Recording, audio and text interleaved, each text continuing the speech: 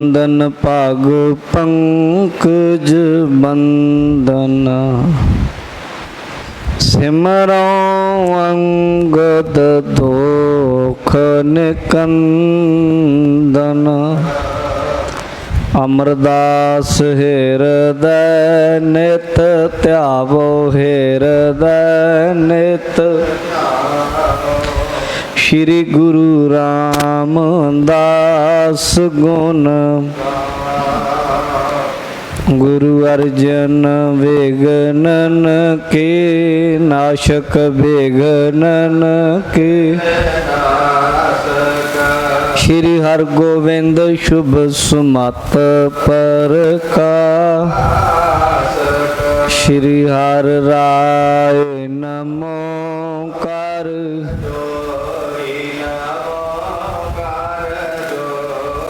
श्री हर कृष्ण मनाओ बहो। गुरु तेग बहादुर परम कृपा परम। श्री गुरु गोबिंद सिंह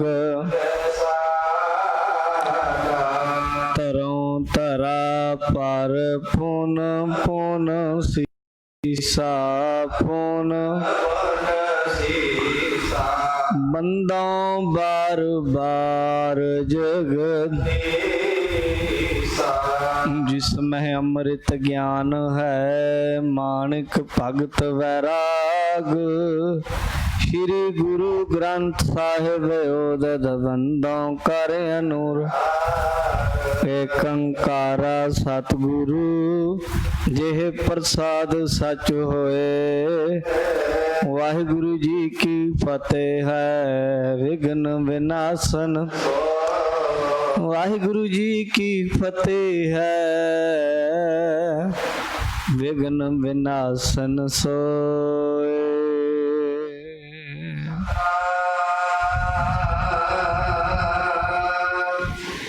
वाहिगुरु साहिब जी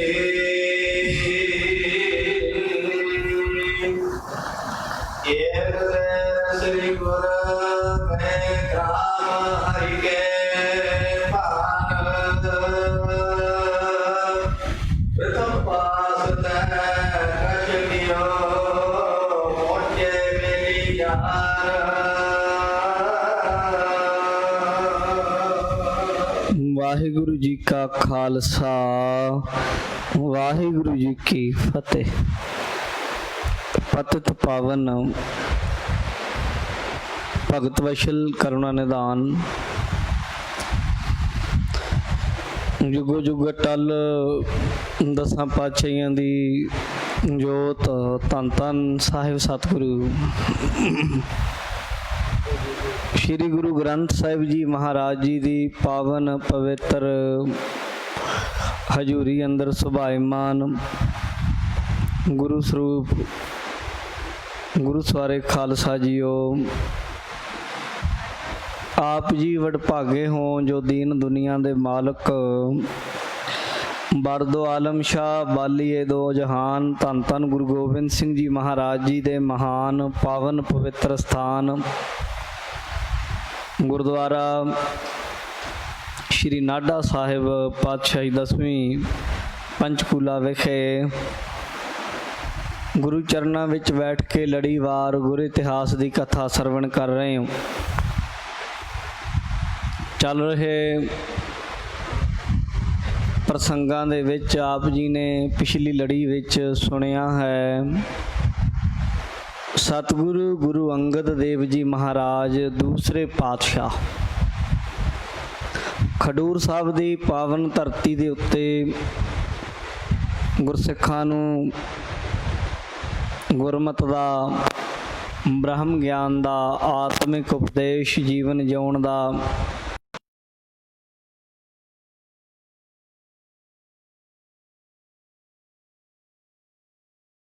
भाई दीपा जी भाई जीवा जी अते भाई पारो जुलका जी वर्गे गुरसिखां नूं आत्मिक उपदेश दिता। ਆਓ ਅੱਜ ਦੇ ਪ੍ਰਸੰਗ ਵਿੱਚ ਸੁਣਦੇ ਹਾਂ ਕਿ ਕਿਵੇਂ ਹਰੀਕੇ ਨਗਰ ਵਿੱਚ ਜਾ ਕੇ ਉੱਥੇ ਦੇ ਚੌਧਰੀ ਦੇ ਨਾਲ ਜੋ ਵਿਚਾਰ ਚਰਚਾ ਹੁੰਦੀ। ਖਡੂਰ ਸਾਹਿਬ ਦੇ ਅੰਦਰ ਇੱਕ ਚੌਧਰੀ ਜੋ ਬੜਾ ਗੁਰੂ ਜੀ ਦਾ ਬਚਨ ਲੈ ਕੇ ਆਖਰ ਮੁੱਕਰਦਾ ਹੈ, ਗੁਰੂ ਤੋਂ ਬੇਮੁਖ ਹੋਈ ਦੀ ਕੀ ਦਸ਼ਾ ਹੁੰਦੀ ਹੈ। ਇਹ ਸਾਰੇ ਪ੍ਰਸੰਗ ਪ੍ਰੇਮ ਨਾਲ ਸੁਣੋ। ਹਾਜ਼ਰੀਆਂ ਲਵਾਉਂਦੇ ਹੋਏ ਆਖੋ ਜੀ ਸਤਨਾਮ ਸ਼੍ਰੀ ਵਾਹਿਗੁਰੂ ਸਾਹਿਬ ਜੀਓ।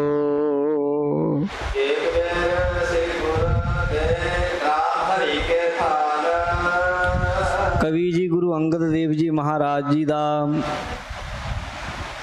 ਜੀਵਨ ਦਾ ਇਤਿਹਾਸ ਸੁਣਾਉਂਦੇ ਦੱਸ ਰਹੇ ਹਨ ਕਿ ਇੱਕ ਵਾਰ ਗੁਰੂ ਅੰਗਦ ਦੇਵ ਜੀ ਮਹਾਰਾਜ ਹਰੀਕੇ ਨਗਰ ਗਏ। ਹਰੀਕੇ ਪਿੰਡ ਦਾ ਨਾਮ ਹੈ। ਇਹ ਨਾਗੇ ਦੀ ਸਰਾਂ ਦੇ ਕੋਲ ਮੁਕਤਸਰ ਸਾਹਿਬ ਦੇ ਨੇੜੇ ਹੈ। ਉੱਥੇ ਗੁਰੂ ਅੰਗਦ ਦੇਵ ਜੀ ਗਏ ਹਨ।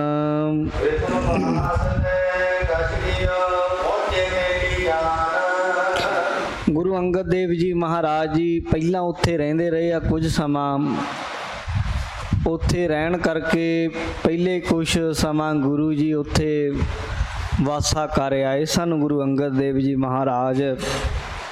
ਇਸ ਕਰਕੇ ਆਪਣੇ ਮੇਲੀ ਪੁਰਾਣੇ ਜੋ ਗੁਰਮੁਖ ਸਨ ਉਹਨਾਂ ਨੂੰ ਮਿਲਣ ਲਈ ਆਪ ਜੀ ਦੁਬਾਰਾ ਹਰੀਕੇ ਨਗਰ ਗਏ।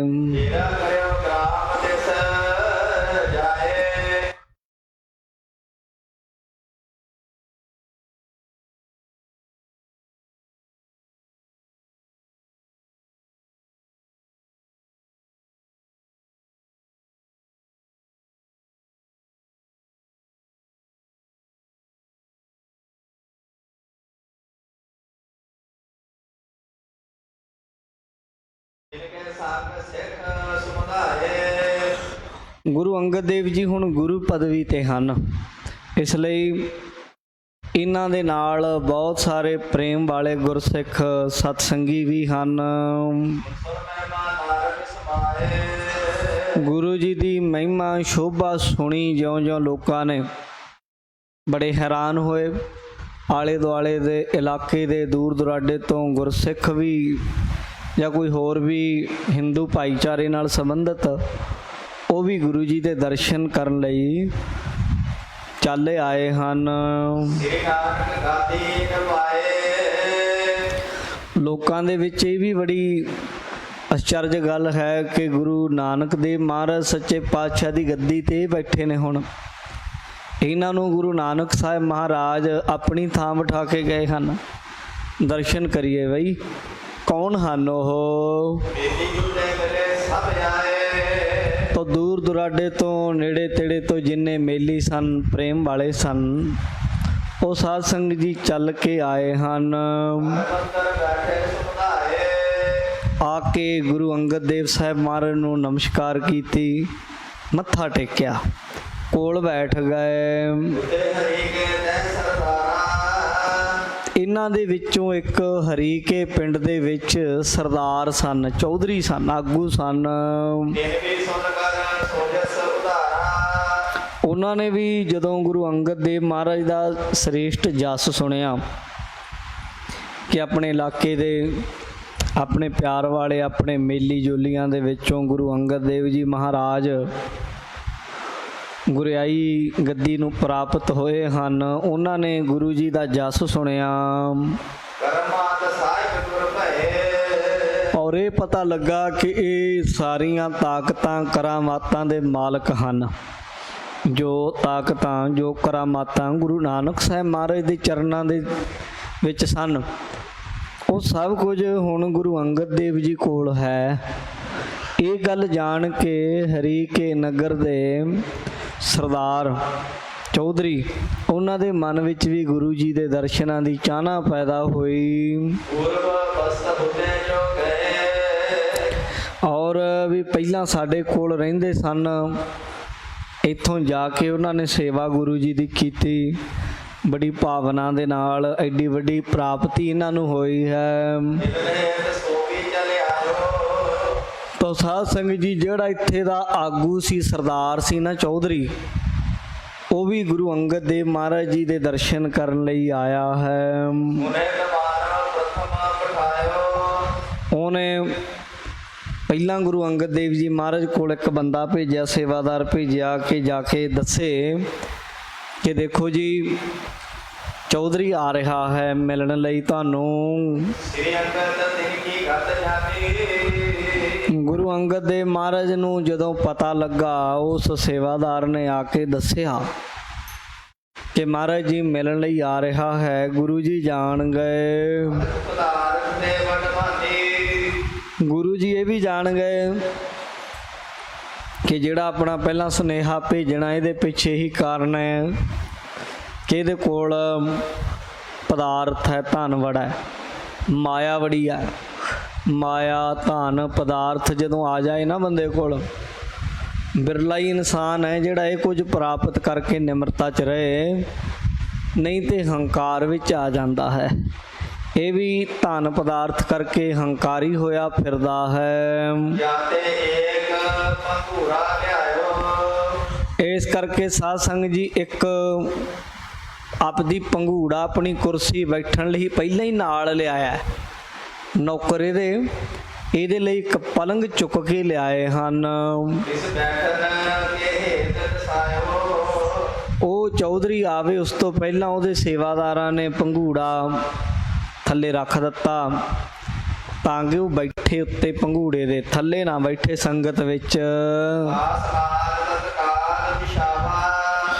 ਉਹਦੇ ਨੌਕਰਾਂ ਨੇ ਆ ਕੇ ਪੰਘੂੜਾ ਵਿਛਾ ਦਿੱਤਾ, ਚੌਧਰੀ ਦੇ ਨੌਕਰਾਂ ਨੇ। ਤਾਂ ਇਤਨੇ ਸਮੇਂ ਨੂੰ ਸਾਧ ਸੰਗਤ ਜੀ ਉਹ ਚੱਲ ਕੇ ਆ ਗਿਆ ਹੈ ਤੇ ਕੁਝ ਕੁ ਝੋਲੀ ਚੁੱਕ ਵੀ ਹੁੰਦੇ ਆ। ਜਿਸ ਬੰਦੇ ਦੇ ਕੋਲ 4 ਪੈਸੇ ਆ ਜਾਣ, ਉਹਦੇ ਪਿੱਛੇ ਮੱਖੀਆਂ ਲੱਗੇ ਜਾਂਦੀਆਂ, ਜਿਵੇਂ ਮਿੱਠਾ ਹੋਵੇ, ਗੁੜ ਹੋਵੇ ਨਾ, ਮੱਖੀਆਂ ਆਉਂਦੀਆਂ। ਇੱਦਾਂ ਜਿਹਦੇ ਕੋਲ 4 ਪੈਸੇ ਹੋਣ, ਉਹਨੂੰ ਚਾਪਲੂਸ ਲੱਭਣ ਜਾਣ ਦੀ ਲੋੜ ਨਹੀਂ ਪੈਂਦੀ, ਘਰੇ ਹੀ ਮਿਲ ਪੈਂਦੇ, ਕਿਤੋਂ ਨਾ ਕਿਤੋਂ ਆ ਜਾਂਦੇ ਲੋਕੀ। ਇਸ ਤਰੀਕੇ ਉਹਦੇ ਵੀ ਅੱਗੇ ਪਿੱਛੇ ਕਈ ਬੰਦੇ ਘੁੰਮਦੇ ਸਨ, ਉਹ ਵੀ ਨਾਲ ਆਏ ਹਨ। ਗੁਰੂ ਅੰਗਦ ਦੇਵ ਮਹਾਰਾਜ ਨੂੰ ਵੇਖ ਕੇ ਇਹਨਾਂ ਨੇ ਸਾਰਿਆਂ ਨੇ ਸਿਰ ਝੁਕਾਇਆ ਹੈ। ਇਹਨਾਂ ਦੇ ਵਿੱਚ ਜਿਹੜਾ ਸਰਦਾਰ ਸੀ ਨਾ, ਇਹ ਸਾਧ ਸੰਗਤ ਜੀ ਬੜਾ ਹੰਕਾਰੀ ਹੈ। ਇਹਨੇ ਕੀ ਕੀਤਾ, ਦੇਖਿਆ ਨਾ ਜਿਹੜਾ ਪਲੰਗ ਡਾਹਿਆ ਹੋਇਆ, ਇਹਦਾ ਪੰਘੂੜਾ ਨੀਵਾਂ ਸੀ ਗੁਰੂ ਅੰਗਦ ਦੇਵ ਜੀ ਦੇ ਪਲੰਗ ਤੋਂ, ਇਹਦਾ ਨੀਵਾਂ ਸੀ। ਇਹ ਪੰਘੂੜੇ ਤੇ ਬੈਠੇ ਹੀ ਨਾ ਆਪਣੇ ਤੇ। ਇਹਨੇ ਦੇਖਿਆ ਵੀ ਗੁਰੂ ਅੰਗਦ ਦੇਵ ਜੀ ਤੇ ਪਲੰਗ ਤੇ ਬੈਠਿਆ ਆਪ, ਮੇਰਾ ਜਿਹੜਾ ਪੰਘੂੜਾ ਹੈ ਉਹ ਨੀਵਾਂ ਹੈ। ਇਹਦੇ ਮਨ ਵਿੱਚ ਆ ਗਈ, ਮੈਂ ਨੀਵਾਂ ਹੋ ਜਾਵਾਂਗਾ ਜੇ ਮੈਂ ਨੀਵੇਂ ਪੰਘੂੜੇ ਤੇ ਬੈਠ ਗਿਆ। ਮੈਂ ਥੱਲੇ ਥੋੜਾ ਬੈਠੂੰਗਾ, ਮੈਂ ਚੌਧਰੀ, ਮੈਂ ਐਡਾ ਵੱਡਾ ਦੌਲਤ ਦਾ ਮਾਲਕ ਹਾਂ। ਫਿਰ ਹੰਕਾਰੀ ਹੈ, ਜਾ ਕੇ ਗੁਰੂ ਅੰਗਦ ਦੇਵ ਜੀ ਦੇ ਪੈਰਾਂ ਵਾਲੇ ਪਾਸੇ ਨਹੀਂ, ਸਿਰਹਾਣੇ ਵਾਲੇ ਪਾਸੇ ਬਹਿ ਗਿਆ। ਇਹ ਵੀ ਸਿੱਖਣ ਦੀ ਗੱਲ ਹੈ। ਜਦੋਂ ਵੱਡਿਆਂ ਦੇ ਕੋਲ, ਬਜ਼ੁਰਗਾਂ ਦੇ ਕੋਲ, ਗੁਰੂ ਪੀਰਾਂ ਕੋਲ ਜਾਈਏ, ਉੱਤੇ ਚੜ੍ਹ ਕੇ ਨਹੀਂ ਖੜੀਦਾ ਹੁੰਦਾ, ਹਮੇਸ਼ਾ ਚਰਨਾਂ ਵਾਲੇ ਪਾਸੇ ਖੜੀਦਾ ਹੁੰਦਾ। ਸਿਰ ਝੁਕਾ ਕੇ ਨਿਮਰਤਾ ਨਾਲ ਖੜਨਾ ਚਾਹੀਦਾ ਹੈ। ਪਰ ਇਹ ਸਿਰਹਾਣੇ ਵਾਲੇ ਪਾਸੇ ਗੁਰੂ ਜੀ ਦੇ ਪਲੰਗ ਦੇ ਉੱਤੇ ਬੈਠ ਗਿਆ। ਸਰਦਾਰੀ ਕੇ ਮਾਨ ਨਾ ਬੈਠਾ। ਧਨ ਦਾ, ਚੌਧਰਪਣੇ ਦਾ ਮਾਣ ਬੜਾ ਹੈ, ਉਹਦਾ ਆਕੜਿਆ ਹੋਇਆ ਮਾਇਆ। ਉਹ ਮਾਵਾ ਨਾ, ਮਾਇਆ ਕਹਿੰਦੇ ਉਹਨੂੰ, ਮਾਵਾ ਹੁੰਦਾ ਜਿਹੜਾ ਜੇ ਕਿਸੇ ਕੱਪੜੇ ਨੂੰ ਲੱਗ ਜੇ ਨਾ, ਉਹ ਵੀ ਕੱਪੜਾ ਵੀ ਆਕੜ ਜਾਂਦਾ। ਜੇ ਮਾਇਆ ਕਿਸੇ ਬੰਦੇ ਨੂੰ ਲੱਗ ਜੇ ਤੇ ਬੰਦਾ ਕਿਉਂ ਨਾ ਆਕੜੇ ਭਾਈ। ਇਸ ਕਰਕੇ ਇਹਦੇ ਕੋਲ ਮਾਇਆ ਬੜੀ ਆ, ਧਨ ਬੜਾ ਹੈ। ਇਹ ਸੋਚਦਾ ਮੈਂ ਥੱਲੇ ਕਿਉਂ ਬੈਠਾ। ਗੁਰੂ ਅੰਗਦ ਦੇਵ ਸਾਹਿਬ ਦੇ ਸਿਰਹਾਣੇ ਵਾਲੇ ਪਾਸੇ, ਗੁਰੂ ਜੀ ਦੇ ਪਲੰਗ ਤੇ ਜਾ ਕੇ ਬੈਠ ਗਿਆ ਇਹ ਚੌਧਰੀ। ਇਹ ਮੂਰਖ ਹੈ, ਬੇਸਮਝ ਹੈ, ਇਹਨੇ ਗੁਰੂ ਘਰ ਦੀ ਜਾਂ ਗੁਰੂ ਦੀ ਵਡਿਆਈ ਜਾਣੀ ਨਹੀਂ ਹੈ। ਜੇ ਤੇਰੀ ਐਡੀ ਵਡਿਆਈ ਹੈ, ਤੂੰ ਇੱਥੇ ਕੀ ਕਰਨਾ ਆ? ਨਾ ਆਪਣੇ ਘਰ ਰਹਿ, ਤੈਨੂੰ ਸੱਦਿਆ ਕਿਸੇ ਨੇ, ਆਉਣਾ ਵੀ ਹੈ ਤੇ ਚੌਧਰ ਵੀ ਦਿਖਾਉਣੀ ਹੈ, ਇਹ ਗੱਲ ਨਹੀਂ। ਤਾਂ ਸਾਧ ਸੰਗਤ ਜੀ ਇਹਦੇ ਅੰਦਰ ਮਾਣ ਬੜਾ ਹੈ, ਮੈਂ ਵੱਡਾ ਸਰਦਾਰ ਹਾਂ। ਗੁਰੂ ਅੰਗਦ ਦੇਵ ਜੀ ਮਹਾਰਾਜ ਨੇ ਇਹਦੇ ਲੱਛਣ ਵੇਖ ਲਏ, ਪਰ ਗੁਰੂ ਅੰਗਦ ਦੇਵ ਜੀ ਚੁੱਪ ਹੀ ਕਰੇ ਰਹੇ, ਬੋਲੇ ਕੁਝ ਨਾ। ਗੁਰੂ ਜੀ ਨੇ ਕੁਝ ਵੀ ਕਿਹਾ ਨਾ, ਵੀ ਪਹਿਲੇ ਟਾਈਮਾਂ ਵਿੱਚ ਮਿਲਦਾ ਰਿਹਾ ਹੈ, ਮੇਲੀ ਜੋਲੀ ਹੈ। ਤੇ ਕੁਝ ਕੁ ਸਮਾਂ ਬੈਠਾ ਰਿਹਾ ਗੁਰੂ ਜੀ ਦੇ ਕੋਲ, ਤੇ ਅੰਤ ਉੱਠ ਕੇ ਚਲਾ ਗਿਆ। ਗੁਰੂ ਜੀ ਦੀ ਮਹਿਮਾ ਨਾ ਜਾਣ ਸਕਿਆ, ਆਇਆ ਬਾ ਬੰਦਿਆਂ ਨੂੰ ਮਿਲ ਮੁਲ ਕੇ ਚਲ ਗਿਆ ਹੈ। ਪਿੱਛੋਂ ਜਿਹੜੇ ਸਿੱਖ ਸੀ ਨਾ ਬੈਠੇ, ਜਦੋਂ ਇਹ ਚੱਲ ਗਿਆ, ਸਿੱਖਾਂ ਨੇ ਗੁਰੂ ਜੀ ਨੂੰ ਆਖਿਆ, ਗੁਰੂ ਜੀ ਤੁਸੀਂ ਕਿਉਂ ਸਾਨੂੰ ਰੋਕੀ ਰੱਖਿਆ, ਅਸੀਂ ਇਹਨੂੰ ਬੈਠਣੇ ਨਾ ਦੇਣਾ ਸੀ ਤੁਹਾਡੇ ਬਰਾਬਰ, ਇਹ ਦਾ ਮੂਰਖ ਨਿਕਲਿਆ ਹੈ। ਮਹਾਰਾਜ ਇਹਨੂੰ ਚਾਹੀਦਾ ਤਾਂ ਸੀ ਧਰਤੀ ਉੱਤੇ ਵਹਿੰਦਾ ਤੁਹਾਡੇ ਚਰਨਾਂ ਵਿੱਚ, ਜੇ ਕੁਝ ਲੈਣਾ ਹੋਵੇ ਤੇ ਸਿਰ ਝੁਕਾਈਦਾ, ਨਿਮਰਤਾ ਚ ਰਹੀਦਾ ਹੁੰਦਾ। ਉੱਚੇ ਬਣ ਕੇ ਗੁਰੂ ਘਰ ਆਵੇ ਤੇ ਸਾਧ ਸੰਗਤ ਕੁਝ ਵੀ ਮਿਲਦਾ ਨਹੀਂ, ਇਹਨੂੰ ਚਾਹੀਦਾ ਤਾਂ ਸੀ ਧਰਤੀ ਤੇ ਬੈਠਣਾ।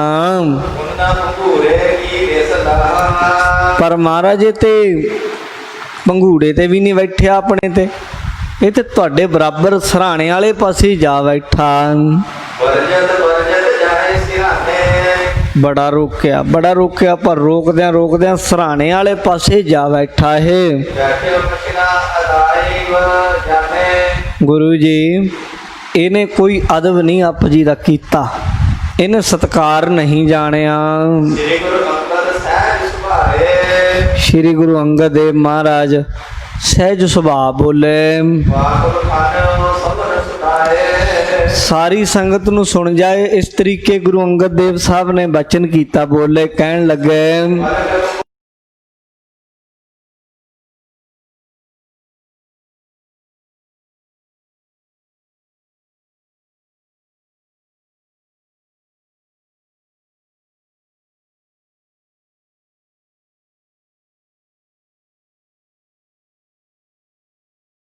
ਆਪਣੀ ਹੰਗਤਾ ਜਤਾਉਂਦੇ ਨਾ, ਜਤਾਉਂਦੇ ਅਸੀਂ ਖੌਰੇ ਪਤਾ ਨਹੀਂ ਕਿੰਨੇ ਕੁ ਧਨਾੜਾਂ, ਕਿੰਨੇ ਕੁ ਵੱਡੇ ਲੀਡਰ ਸ਼ੀਡਰਾਂ ਸੀ, ਪਤਾ ਨਹੀਂ ਸਾਡੇ ਕੋਲ ਕਿਹੜੇ ਅਹੁਦੇ ਨੇ।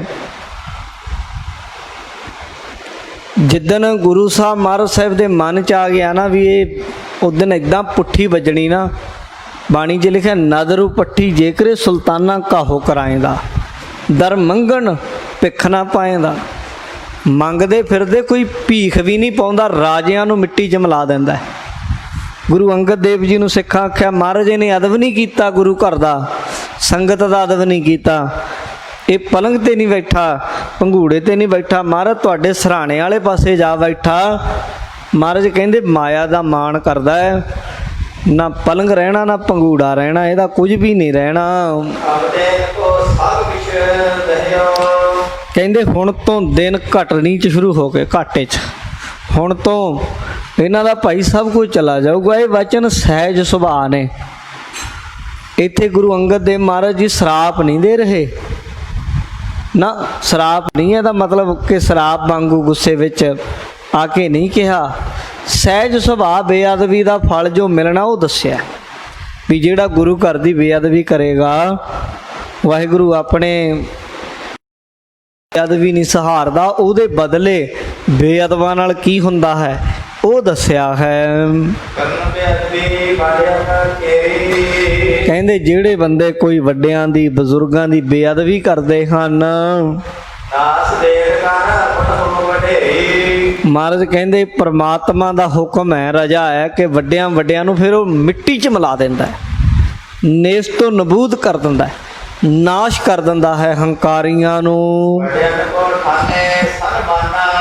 ਤੇ ਦੂਜੇ ਪਾਸੇ ਤੁਹਾਡੇ ਕੋਲ ਕੁਝ ਵੀ ਦੇਣ ਨੂੰ ਨਹੀਂ, ਤੁਸੀਂ ਗਰੀਬ ਹੋ, ਪਰ ਗੁਰੂ ਪੀਰ ਦਾ ਅਦਬ ਕਰੋ, ਗੁਰੂ ਘਰ ਆਓ, ਝੁਕੋ, ਮੱਥਾ ਟੇਕੋ, ਨਿਮਰਤਾ ਨਾਲ ਬੈਠੋ, ਅਦਬ ਰੱਖੋ ਗੁਰੂ ਸਾਹਿਬ ਦਾ।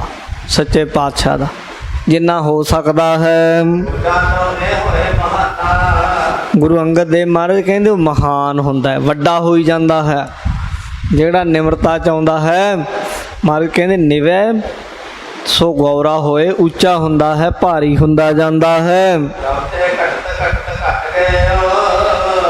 ਇਹ ਜਿਹੜੇ ਹਰੀ ਕੇ ਸਰਦਾਰ ਸਨ ਨਾ, ਕਵੀ ਜੀ ਕਹਿੰਦੇ ਉਸ ਦਿਨ ਤੋਂ ਘਟਣੇ ਸ਼ੁਰੂ ਹੋ ਗਏ। ਘਟਦੇ ਘਟਦੇ ਬਿਲਕੁਲ ਘਟੇ ਗਏ, ਘਟ ਹੀ ਗਏ। ਕਹਿੰਦੇ ਜੋ ਕੁਛ ਸੀ ਬਸ ਸਭ ਕੁਝ ਨਾਸ਼ ਹੋ ਗਿਆ। ਇਸ ਤਰੀਕੇ ਗੁਰੂ ਅੰਗਦ ਦੇਵ ਸਾਹਿਬ ਮਹਾਰਾਜ ਸੱਚੇ ਪਾਤਸ਼ਾਹ ਉੱਥੇ ਕੁਝ ਸਮਾਂ ਰਹੇ, ਫੇਰਾ ਪਾ ਕੇ ਇਉਂ ਹਰੀ ਕੇ ਨਗਰ ਤੋਂ ਵਾਪਸ ਆ ਗਏ। ਆਪਣੇ ਬੇਲੀ ਮਿੱਤਰਾਂ, ਪਿਆਰ ਵਾਲਿਆਂ, ਸਾਥੀਆਂ, ਸੰਗੀਆਂ ਨੂੰ ਮਿਲ ਆਏ, ਪੁਰਾਣਿਆਂ ਨੂੰ। ਖਡੂਰ ਸਾਹਿਬ ਵਾਪਸ ਆ ਗਏ ਹਨ ਜੀ। ਪਰ ਸ੍ਰੀ ਗੁਰੂ ਅੰਗਦ ਦੇਵ ਮਹਾਰਾਜ ਉਹਨਾਂ ਦੀ ਨਿਤ ਦੀ ਕਿਰਿਆ ਸਾਧ ਸੰਗਤ ਜੀ ਬੇਪਰਵਾਹੀ ਵਿੱਚ ਰਹਿੰਦੇ, ਕਿਸੇ ਦੀ ਪਰਵਾਹ ਨਹੀਂ ਕਰਦੇ, ਨਹੀਂ ਕਿਸੇ ਦੇ ਨਾਲ ਪਰਵਾਹ, ਨਾ ਡਰ ਨਾ ਭੈ। ਜਿਵੇਂ ਗੁਰੂ ਨਾਨਕ ਸਾਹਿਬ ਰਹਿੰਦੇ ਉਸੇ ਤਰੀਕੇ ਰਿਹਾ ਕਰਦੇ ਗੁਰੂ ਅੰਗਦ ਦੇਵ ਜੀ ਵੀ। ਤੇ ਸਾਧ ਸੰਗਤ ਕਿਸੇ ਨਾਲ ਨਾ ਈਰਖਾ, ਨਾ ਨਫ਼ਰਤ, ਨਾ ਮੋਹ, ਨਾ ਰਾਗ, ਨਾ ਦੁਆਇਸ਼ ਕਿਸੇ ਨਾਲ। ਜਿਵੇਂ ਜਲ ਦੇ ਵਿੱਚ ਜਿਉਂ ਕਮਲ ਰਹੇ ਵਿੱਚ ਪਾਣੀ ਹੈ, ਨਿਰਲੇਪ ਰਹਿੰਦਾ ਨਾ, ਇਉਂ ਰਹਿੰਦੇ ਹਨ। ਨਾ ਕਿਸੇ ਨੂੰ ਮਾੜਾ ਕਹਿਣਾ, ਨਾ ਕਿਸੇ ਨੂੰ ਵਰ, ਨਾ ਸਰਾਪ, ਇੱਦਾਂ ਰਹਿੰਦੇ ਹਨ। ਬਸ ਆਪਣੇ ਆਪ ਦੇ ਵਿੱਚ ਗੁਰੂ ਅੰਗਦ ਦੇਵ ਜੀ ਆਪਣੇ ਮਨ ਵਿੱਚ, ਆਪਣੇ ਨਿੱਜੀ ਸੁਭਾਅ ਵਿੱਚ ਰਹਿੰਦੇ ਹਨ। ਜਿਹੜੇ ਵੀ ਕੋਈ ਆਸ਼ਰਮ, ਵਰਨ ਇਤਿਆਦਿਕ ਮੰਨਦੇ ਹਨ, ਗੁਰੂ ਅੰਗਦ ਦੇਵ ਜੀ ਦਾ ਹੁਕਮ ਸੀ ਵੀ ਜਿਹੜਾ ਕੋਈ ਬਈ ਜਾਤ ਪਾਤ ਮੰਨੇ ਨਾ, ਊਚ ਨੀਚ ਮੰਨੇ, ਉਹ ਸਾਡੇ ਕੋਲ ਨਾ ਆਵੇ, ਸਾਡੀ ਸੰਗਤ 'ਚ ਨਾ ਆਵੇ। ਜਿਹੜਾ ਕੋਈ ਕਹੇ ਜੀ ਮੈਂ ਬ੍ਰਾਹਮਣ ਹਾਂ ਜੀ, ਮੈਂ ਖੱਤਰੀ ਹਾਂ ਜੀ, ਉਹ ਸ਼ੂਦਰ ਹੈ, ਉਹ ਐਸ਼ ਹੈ। ਗੁਰੂ ਅੰਗਦ ਦੇਵ ਮਹਾਰਾਜ ਕਹਿੰਦੇ ਉਹ ਭਾਈ ਸਾਡੇ ਕੋਲ ਉਹਨੂੰ ਆਉਣ ਦੀ ਬਿਲਕੁਲ ਹੀ ਲੋੜ ਨਹੀਂ, ਉੱਕਾ ਜ਼ਰੂਰਤ ਹੈ ਨਹੀਂ ਉਹਨੂੰ ਆਉਣ ਦੀ। ਤੇ ਮਹਾਰਾਜ ਸਾਹਿਬ ਸੱਚੇ ਪਾਤਸ਼ਾਹ ਗੁਰੂ ਘਰ ਦੇ ਅੰਦਰ ਆਸ਼ਰਮ, ਵਰਨ ਸਭ ਕੁਝ ਬਰਾਬਰ ਨੇ, ਕਿਸੇ ਦੇ ਨਾਲ ਕੋਈ ਵੱਡਾ ਛੋਟਾ ਨਹੀਂ। ਹਾਂ, ਸ਼੍ਰੀ ਗੁਰ ਕੇ ਇਨ ਤੇ ਨਿਹ ਭਰਮ। ਗੁਰੂ ਘਰ ਹੈ ਨਾ ਜਿਹੜਾ, ਉਹ ਇਹਨਾਂ ਤੋਂ ਨਿਹ ਭਰਮ ਰਹਿੰਦਾ। ਅਖੇ ਜੀ ਇਹ ਬ੍ਰਾਹਮਣ ਹੈ, ਇਹ ਖੱਤਰੀ ਹੈ, ਇਹਨੂੰ ਉੱਚੀ ਜਗ੍ਹਾ ਦਿਓ ਜੀ, ਸ਼ੂਦਰਾਂ ਨੂੰ ਨੀਵੇਂ ਬਿਠਾਓ ਜੀ, ਇਹਨੂੰ ਬਰਾਬਰ ਨਾ ਬਿਠਾਓ ਜੀ, ਇਹਨੂੰ ਇੱਕ ਪੰਗਤ 'ਚ ਕਿਉਂ ਬਿਠਾਉਂਦੇ ਹੋ? ਗੁਰੂ ਘਰ ਦੇ ਅੰਦਰ ਇਹ ਚੀਜ਼ਾਂ ਨਹੀਂ ਚੱਲਦੀਆਂ। ਮਾਟੀ ਕੇ ਬਾਸਨ ਕੋ ਦੇਖ, ਮਿੱਟੀ ਦੇ ਭਾਂਡੇ ਹੁੰਦੇ ਜਿਹੜੇ, ਮਿੱਟੀ ਦੇ ਭਾਂਡੇ ਗੁਰੂ ਘਰ ਵਿੱਚ ਵਰਤੇ ਜਾਂਦੇ। ਤੇ ਜਿਹੜੇ ਕੋਈ ਕਰਮਕਾਂਡੀ ਹੁੰਦੇ ਨਾ, ਉਹ ਆਪੇ ਹੀ ਨਹੀਂ ਮਿਲਦੇ। ਬ੍ਰਾਹਮਣ ਬਰੂਹਮਣ ਜਿਹੜੇ ਵੈਸ਼ਨਵ ਹੁੰਦੇ, ਜਿਹੜੇ ਆਪਣੇ ਆਪ ਨੂੰ ਉੱਚੇ ਮੰਨਦੇ, ਉਹਨਾਂ ਨੂੰ ਪਹਿਲਾਂ ਹੁਕਮੇ ਸੀ ਪਹਿਲਾਂ ਪੰਗਤ 'ਚ ਬਹਿ ਕੇ ਲੰਗਰ ਛਕੋ। ਜਦੋਂ ਲੰਗਰ ਛਕਣਾ ਪੈਂਦਾ ਇਕੱਠਿਆਂ ਬੈਠ ਕੇ ਉਹ ਆਪੇ ਹੀ ਭੱਜ ਜਾਇਆ ਕਰਦੇ ਪਹਿਲਾਂ ਹੀ। ਤੇ ਪ੍ਰੇਮਾ ਭਗਤੀ ਪਰਮੇਸ਼ਰ ਦੀ, ਵਾਹਿਗੁਰੂ ਜੀ ਦੀ। ਗੁਰੂ ਅੰਗਦ ਦੇਵ ਜੀ ਉਪਦੇਸ਼ ਦੇ ਹਨ ਪ੍ਰੇਮਾ ਭਗਤੀ। ਮੂੰਹੋਂ ਕਹਿੰਦੇ ਵੀ ਸਭ ਤੋਂ ਵੱਡੀ ਹੈ ਪ੍ਰੇਮ, ਪਰਮੇਸ਼ਰ ਨਾਲ ਪ੍ਰੇਮ, ਉਹਦੀ ਭਗਤੀ ਸਭ ਯਮ ਨੇਮ ਸਾਧਨਾ ਤੋਂ ਵੱਡੀ ਹੈ। ਜਿਹੜੇ ਵੈਰਾਗ, ਯੋਗ, ਗਿਆਨ ਇਤਿਆਦਿਕ ਕਰਮ ਕਾਂਡ ਹੈ ਨਾ, ਇਹਨਾਂ ਸਭ ਤੋਂ ਵੱਡੀ ਹੈ ਪ੍ਰੇਮ ਭਗਤੀ ਪਰਮੇਸ਼ਰ ਦੀ। ਲੋਕ, ਲੌਕਿਕ, ਵੈਦਿਕ, ਕੁਲ ਕਰਮ ਜਿੰਨੇ ਵੀ ਹਨ, ਗੁਰੂ ਜੀ ਨਾ ਤੇ ਲੌਕਿਕ ਕੋਈ ਕਰਮ ਕਰਦੇ ਵੀ ਲੋਕ ਦਿਖਾਵਾ ਨਾ, ਕੋਈ ਵੇਦ ਰੀਤੀ ਅਨੁਸਾਰ ਜੇ ਇੱਦਾਂ ਹੁੰਦਾ ਉਹ ਵੀ ਨਹੀਂ। ਕੋਈ ਯੱਗ ਪਵਿੱਤ ਇਤਿਆਦਿਕ ਜਿਹੜਾ ਪਾਇਆ ਜਾਂਦਾ ਹੈ, ਜਨੇਊ ਵਗੈਰਾ, ਉਹ ਵੀ ਨਹੀਂ, ਇਹ ਵੀ ਨਹੀਂ ਹੁੰਦਾ। ਤੇ ਜਿਹੜੇ ਕੁਲ ਦੇ ਕਰਮ ਹੈ, ਸਾਡੀ ਕੁਲ ਵਿੱਚ ਆਹ ਚੱਲਦਾ ਜੀ, ਆਹ ਚੱਲਦਾ, ਇਹ ਸਾਰੀਆਂ ਚੀਜ਼ਾਂ ਨੂੰ ਗੁਰੂ ਸਾਹਿਬ ਨਹੀਂ ਕਰਦੇ। ਗੁਰੂ ਘਰ ਦੇ ਅੰਦਰ ਤੇ ਉਹੀ ਹੁੰਦਾ ਜੋ ਗੁਰਮਤਿ ਹੈ, ਜੋ ਗੁਰੂ ਨਾਨਕ ਸਾਹਿਬ ਦਾ ਉਪਦੇਸ਼ ਹੈ, ਜੋ ਰੱਬੀ ਹੁਕਮ ਹੈ, ਉਹ ਹੁੰਦਾ ਹੈ।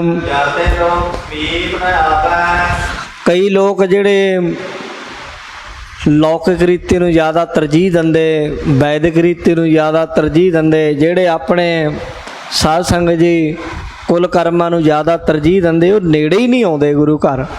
ਇਹ ਸਮਝ ਲਓ ਕਿ ਇੱਕ ਤਰ੍ਹਾਂ ਦੀ ਕਸਵੱਟੀ ਹੀ ਹੈ। ਉਹ ਤੇ ਦੂਰੋਂ ਹੀ ਚਲੇ ਜਾਂਦੇ, ਵਾਪਸ ਦੂਰੋਂ ਹੀ ਮੱਥਾ ਟੇਕ ਜਾਂਦੇ ਹਨ। ਉਹ ਤੇ ਨਾ ਗੁਰੂ ਜੀ ਦੀ ਸੰਗਤ ਕਰਦੇ, ਨਾ ਕੋਲ ਬਹਿੰਦੇ ਹਨ। ਉਹ ਨਾ ਬਚਨ ਸੁਣਦੇ, ਦੂਰੋਂ ਹੀ ਭੱਜ ਭੁੱਜ ਜਾਂਦੇ ਹਨ। ਸ਼੍ਰੀ ਗੁਰੂ ਨਾਨਕ ਦੇਵ ਮਹਾਰਾਜ ਜੀ ਦੀ ਜਿਹੜੀ ਸੰਗਤ ਹੈ ਨਾ, ਜਿੰਨੀ ਵੀ ਦੂਰ ਦੁਰਾਡੇ ਤੱਕ ਗੁਰੂ ਨਾਨਕ ਸਾਹਿਬ ਨੂੰ ਮੰਨਣ ਵਾਲੀ ਜਿਹੜੀ ਸੰਗਤ ਹੈ, ਉਹ ਸਾਧ ਸੰਗਤ ਜੀ ਦੂਰੋਂ ਦੂਰੋਂ ਚੱਲ ਕੇ ਗੁਰੂ ਅੰਗਦ ਦੇਵ ਜੀ ਦੇ ਦਰਸ਼ਨ ਕਰਨ ਜ਼ਰੂਰ ਆਉਂਦੀ ਹੈ। ਜਿਹੜੀ ਗੁਰੂ ਨਾਨਕ ਨੂੰ ਮੰਨਣ ਵਾਲੀ ਸੰਗਤ ਹੈ, ਦਰਸ਼ਨ ਕਰਦੇ ਮਨੋ ਇੱਛਤ ਫਲ ਪ੍ਰਾਪਤ ਹੁੰਦੇ। ਗੁਰੂ ਅੰਗਦ ਦੇਵ ਮਹਾਰਾਜ ਦੇ ਦਰਸ਼ਨ ਕੀਤਿਆਂ ਜੋ ਇੱਛੇ ਉਹ ਮਿਲਦਾ, ਜੋ ਚਾਹੀਏ ਉਹ ਮਿਲ ਜਾਂਦਾ। ਸਾਧ ਸੰਗਤ ਆਪੋ ਆਪਣੀ ਸ਼ਰਧਾ ਮੂਜਬ ਹੈ। ਗੁਰੂ ਨੂੰ ਕੋਈ ਜਿਸ ਤਰੀਕੇ ਨਾਲ ਸੇਵਦਾ ਪੂਜਦਾ, ਉਸ ਤਰੀਕੇ ਗੁਰੂ ਦੀ ਇੱਛਾ ਪੂਰੀ ਕਰਦੇ ਹਨ। ਇਸ ਤਰੀਕੇ ਕਵੀ ਜੀ ਕਹਿੰਦੇ ਨੇ, ਲੋਕੀ ਗੁਰੂ ਘਰ ਆਉਂਦੇ, ਦਰਸ਼ਨ ਕਰਦੇ, ਸੇਵਾ ਕਰਦੇ, ਜੋ ਮਨ ਵਿੱਚ ਅਰਦਾਸ ਕਰਦੇ ਮਹਾਰਾਜ ਪੂਰੀ ਕਰਦੇ, ਤੇ ਸੰਗਤਾਂ ਫਿਰ ਸੇਵਾ ਕਰਕੇ, ਦਰਸ਼ਨ ਕਰਕੇ, ਉਪਦੇਸ਼ ਲੈ ਕੇ ਮੁੜ ਆਪਣੇ ਘਰਾਂ ਨੂੰ ਚਲੀਆਂ ਜਾਂਦੀਆਂ ਹਨ। ਹੁਣ ਇਹ ਦੱਸ ਰਹੇ, ਇੱਕ ਵਾਰ ਦੀ ਗੱਲ ਹੈ ਕਿ ਖਡੂਰ ਸਾਹਿਬ ਦੇ ਵਿੱਚ ਇੱਕ ਚੌਧਰੀ ਰਹਿੰਦਾ। ਚੌਧਰ ਬੜੀ ਮਾੜੀ ਹੁੰਦੀ ਹੈ। ਚੌਧਰ ਤੋਂ ਬਚਾਵੇ ਰੱਬ ਤਾਂ ਚੰਗੀ ਗੱਲ ਹੈ। ਗੁਰੂ ਘਰ ਦੇ ਅੰਦਰ ਤੇ ਜਦੋਂ ਗੁਰਸਿੱਖਾਂ ਨੂੰ ਵਜ਼ੀਰੀਆਂ ਵੀ ਮਿਲੀਆਂ ਨਾ, ਨਵਾਬੀਆਂ, ਉਹਨਾਂ ਨੇ ਨਵਾਬੀਆਂ ਵੀ ਸਾਧ ਸੰਗਤ ਜੀ ਠੋਕਰਾਂ ਮਾਰੀਆਂ ਨਵਾਬੀਆਂ ਨੂੰ। ਗੁਰਸਿੱਖ ਵੱਡੇ ਤੋਂ ਵੱਡੇ ਅਹੁਦੇ 'ਤੇ ਰਹਿ ਕੇ ਵੀ ਗੁਰੂ ਕਾ ਸੇਵਾਦਾਰ ਖਵਾਉਂਦਾ ਹੈ। ਪਰ ਹੁਣ ਖਡੂਰ ਸਾਹਿਬ ਦੇ ਵਿੱਚ ਇੱਕ ਚੌਧਰੀ ਰਹਿੰਦਾ ਹੈ। ਉਹਦੀ ਸਾਖੀ ਸੁਣੋ। ਇਹ ਗੱਲ ਵੀ ਓਨੀਓ ਸੱਚ ਹੈ ਕਿ ਜਿਵੇਂ ਟਿੱਬਿਆਂ 'ਤੇ ਪਾਣੀ ਨਹੀਂ ਨਾ ਖੜਦਾ ਛੇਤੀ, ਇੱਦਾਂ ਹੀ ਹੰਕਾਰੀ ਬੰਦੇ, ਧਨਾੜ ਬੰਦਿਆਂ ਦੇ ਗੁਰੂ ਦਾ ਉਪਦੇਸ਼ ਜਾਂ ਸੱਚ ਦੀ ਗੱਲ, ਧਰਮ ਦੀ ਗੱਲ ਓਨੀ ਔਖੀ ਉਹਦੇ ਹਿਰਦੇ 'ਚ ਵਸਦੀ ਹੈ। ਜਿਵੇਂ ਟਿੱਬਿਆਂ 'ਤੇ ਪਾਣੀ ਨਹੀਂ ਖੜਦਾ ਛੇਤੀਆਂ, ਟਿੱਬੇ ਜੰਮੀ ਹਾਹੋ, ਇੱਦਾਂ ਹੀ ਜਿਹੜੇ ਬਹੁਤੇ ਧਨਾੜ, ਬਹੁਤੇ ਪੈਸੇ ਵਾਲੇ ਹੁੰਦੇ, ਉਹ ਵੀ ਗੁਰੂ ਕਾ ਉਪਦੇਸ਼, ਧਰਮ ਦੀ ਗੱਲ ਛੇਤੀ ਲੈ ਨਹੀਂ ਸਕਦੇ, ਲੈਂਦੇ ਨਹੀਂ। ਇਸੇ ਤਰੀਕੇ ਇਹ ਜਿਹੜਾ ਚੌਧਰੀ ਹੈ ਨਾ ਜੀ, ਖਡੂਰ ਸਾਹਿਬ ਦਾ ਰਹਿਣ ਵਾਲਾ, ਇਹਦੇ ਮਨ ਵਿੱਚ ਵੀ ਨਾ ਭਗਤ ਹੈ ਨਾ ਪ੍ਰੇਮ ਹੈ, ਇੱਦਾਂ ਦਾ ਹੀ ਸੁੱਕਾ ਜਿਹਾ ਹੈ ਇਹ ਚੌਧਰੀ। ਔਰ ਇੱਕ ਤਾਂ ਧਨਾੜ ਧਨ ਵਾਲਾ ਬੜਾ ਹੈ, ਫਿਰ ਸ਼ਰਾਬੀ ਹੈ, ਨਿੱਤ ਦੀ ਸ਼ਰਾਬ ਪੀਣ ਵਾਲਾ ਹੈ ਚੌਧਰੀ। ਤੇ ਜਦੋਂ ਸ਼ਰਾਬ ਪੀ ਲੈਂਦਾ ਨਾ ਤੇ ਸਭ ਨੂੰ ਮਾੜਾ ਬੋਲਦਾ। ਧਨ ਬੜਾ, ਉੱਚਾ ਰੁਤਬਾ ਉਹਦਾ ਚੌਧਰੀ ਦਾ ਬੜਾ, ਉੱਤੋਂ ਨਸ਼ਾ ਕਰਨਾ, ਸ਼ਰਾਬ ਪੀਣੀ, ਔਗਣ ਭੈੜਾ ਬੋਲਣਾ, ਲੋਕਾਂ ਨੂੰ ਗਾਲਾਂ ਕੱਢਣੀਆਂ, ਫਿਰ ਇਹੀ ਕੰਮ ਕਰਨੇ, ਹੋਰ ਉਹਨੇ ਕਦੋਂ ਦੁਆਵਾਂ ਦੇਣੀਆਂ। ਸ਼ਰਾਬੀ ਹੋਵੇ, ਧਨਾੜ ਹੋਵੇ, ਉੱਚੇ ਅਹੁਦੇ ਵਾਲਾ ਹੋਵੇ, ਉਹ ਕਦੇ ਭਲਾ ਨਹੀਂ ਕਰ ਸਕਦਾ। ਇਸੇ ਤਰ੍ਹਾਂ ਹੀ ਜਿਹੜਾ ਚੌਧਰੀ ਆ, ਸ਼ਰਾਬ ਪੀ ਕੇ ਲੋਕਾਂ ਨੂੰ ਬੜੀਆਂ ਗਾਲਾਂ ਕੱਢਦਾ ਹੈ। ਫਿਰ ਇਹਨੂੰ ਸਾਧ ਸੰਗਤ ਜੀ ਇੱਕ ਰੋਗ ਲੱਗਿਆ ਮਿਰਗੀ ਦਾ, ਦੌਰਾ ਪੈਣਾ, ਇਹਨੂੰ ਇੱਕਦਮ ਚੱਕਰ ਆਉਣਾ, ਡਿੱਗ ਪੈਣਾ, ਮੂੰਹ 'ਚੋਂ ਝੱਗ ਨਿਕਲਣ ਲੱਗ ਜਾਣੀ। ਇੱਦਾਂ ਇਹਨੂੰ ਮਿਰਗੀ ਦਾ ਰੋਗ, ਦੌਰਾ ਪੈਂਦਾ ਹੈ। ਜਦੋਂ ਵੀ ਸਾਧ ਸੰਗਤ ਇਹਨੂੰ ਇਹ ਦੌਰਾ ਪੈਣਾ ਨਾ, ਅੰਦਰੋਂ ਰੋਗ ਜਾਂ ਉੱਠਣਾ, ਇਹਨੂੰ ਬੜਾ ਵਿਆਕੁਲ ਕਰ ਦੇਣਾ, ਉਹਨੇ ਤੜਫ ਪੈਣਾ, ਇਹਨਾਂ ਪਰੇਸ਼ਾਨ ਹੋ ਜਾਣਾ। ਕਿੰਨਾ ਕਿੰਨਾ ਸਮਾਂ ਬੇਸ਼ੁੱਧ ਹੋ ਕੇ ਧਰਤੀ 'ਤੇ ਪਿਆ ਰਹਿੰਦਾ। ਇਹ ਚੌਧਰੀ ਖਡੂਰ ਸਾਹਿਬ ਦਾ ਰਹਿਣ ਵਾਲਾ ਹੈ। ਇੱਕ ਦਿਨ ਇਹਦੇ ਮਨ ਵਿੱਚ ਕਦੇ ਖਿਆਲ ਆਇਆ ਜੀ, ਇਹਦੇ ਮਨ 'ਚ ਖਿਆਲ ਵੀ ਤਾਂ ਆਇਆ ਕਿ ਗੁਰੂ ਅੰਗਦ ਦੇਵ ਮਹਾਰਾਜ ਜੀ ਦੀ ਇਹ ਵਡਿਆਈ ਸੁਣਦਾ ਹੈ, ਰੋਜ਼ ਦੇਖਦਾ ਹੈ, ਦਰਸ਼ਨ ਕਰਦਾ ਹੈ ਵੀ ਦੂਰੋਂ ਦੂਰੋਂ ਦੇਖ ਮਨਾ ਕਿੰਨੀਆਂ ਸੰਗਤਾਂ ਆਉਂਦੀਆਂ ਤੇ ਮੱਥੇ ਟੇਕਦੇ ਸੁਖੀ ਹੁੰਦੇ ਆ। ਤੂੰ ਤੇ ਪਾਣੀ ਦੇ ਕੋਲ ਰਹਿ ਕੇ ਪਿਆਸਾ ਹੈ, ਦੁਨੀਆ ਐਡੀ ਦੂਰੋਂ ਦੂਰੋਂ ਆ ਕੇ ਲਾਹੇ ਲਈ ਜਾਂਦੀ ਤੇ ਤੂੰ ਨੇੜੇ ਹੋ ਕੇ ਵੀ ਨਿਕਟ ਨੀਰ ਬਸ ਪੀਵਸ ਨਾ ਝਾਗ, ਜਿਵੇਂ ਬਾਣੀ 'ਚ ਲਿਖਿਆ ਇਦਾਂ ਦੀ ਗੱਲ ਹੈ। ਇਹਦੇ ਮਨ 'ਚ ਕਿਤੇ ਖਿਆਲ ਆ ਗਿਆ, ਇਹਨੇ ਗੁਰੂ ਅੰਗਦ ਦੇਵ ਜੀ ਦੀ ਵਡਿਆਈ ਸੁਣ ਲਈ, ਦੇਖ ਲਈ ਅੱਖੀਂ, ਤੇ ਗੁਰੂ ਅੰਗਦ ਦੇਵ ਜੀ ਦੇ ਸਥਾਨ ਤੇ ਨਾ ਆਪਣੇ ਘਰੋਂ ਚੱਲ ਆਇਆ। ਆ ਕੇ ਗੁਰੂ ਅੰਗਦ ਦੇਵ ਸਾਹਿਬ ਦੇ ਕੋਲ ਬੈਠ ਕੇ ਨਾ ਇਹਨੇ ਆਪਣੀ ਸਾਰੀ ਗੱਲ ਦੱਸੀ ਕਿ ਮਹਾਰਾਜ ਮੈਂ ਬੜਾ ਰੋਗੀ ਹਾਂ, ਮੈਨੂੰ ਬੜੀ ਵੱਡੀ ਭੈੜੀ ਬਿਮਾਰੀ ਹੈ, ਦੁਖੀ ਹਾਂ।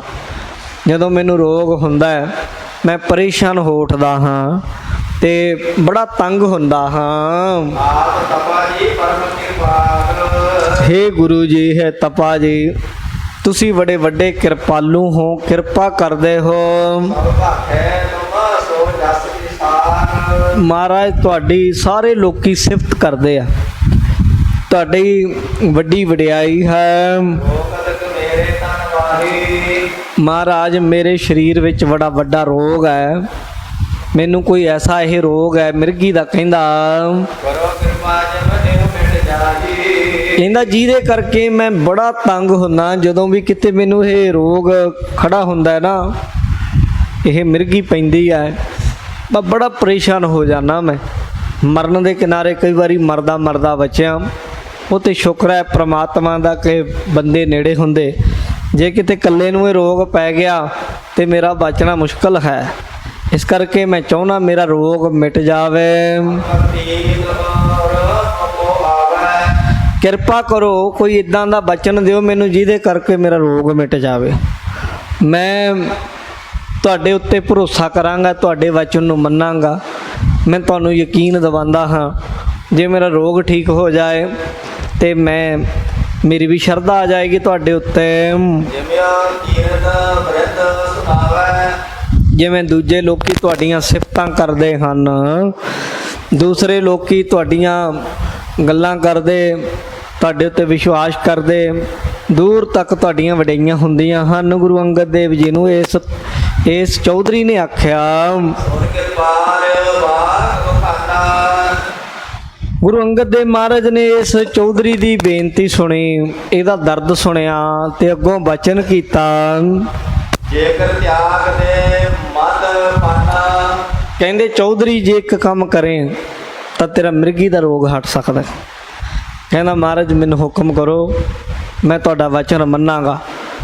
ਗੁਰੂ ਅੰਗਦ ਦੇਵ ਮਹਾਰਾਜ ਕਹਿੰਦੇ ਜੇ ਤੂੰ ਸ਼ਰਾਬ ਛੱਡ ਦੇਵੇਂ ਨਾ, ਸ਼ਰਾਬ ਜਿਹੜੀ ਪੀਣਾ, ਤਾਂ ਫਿਰ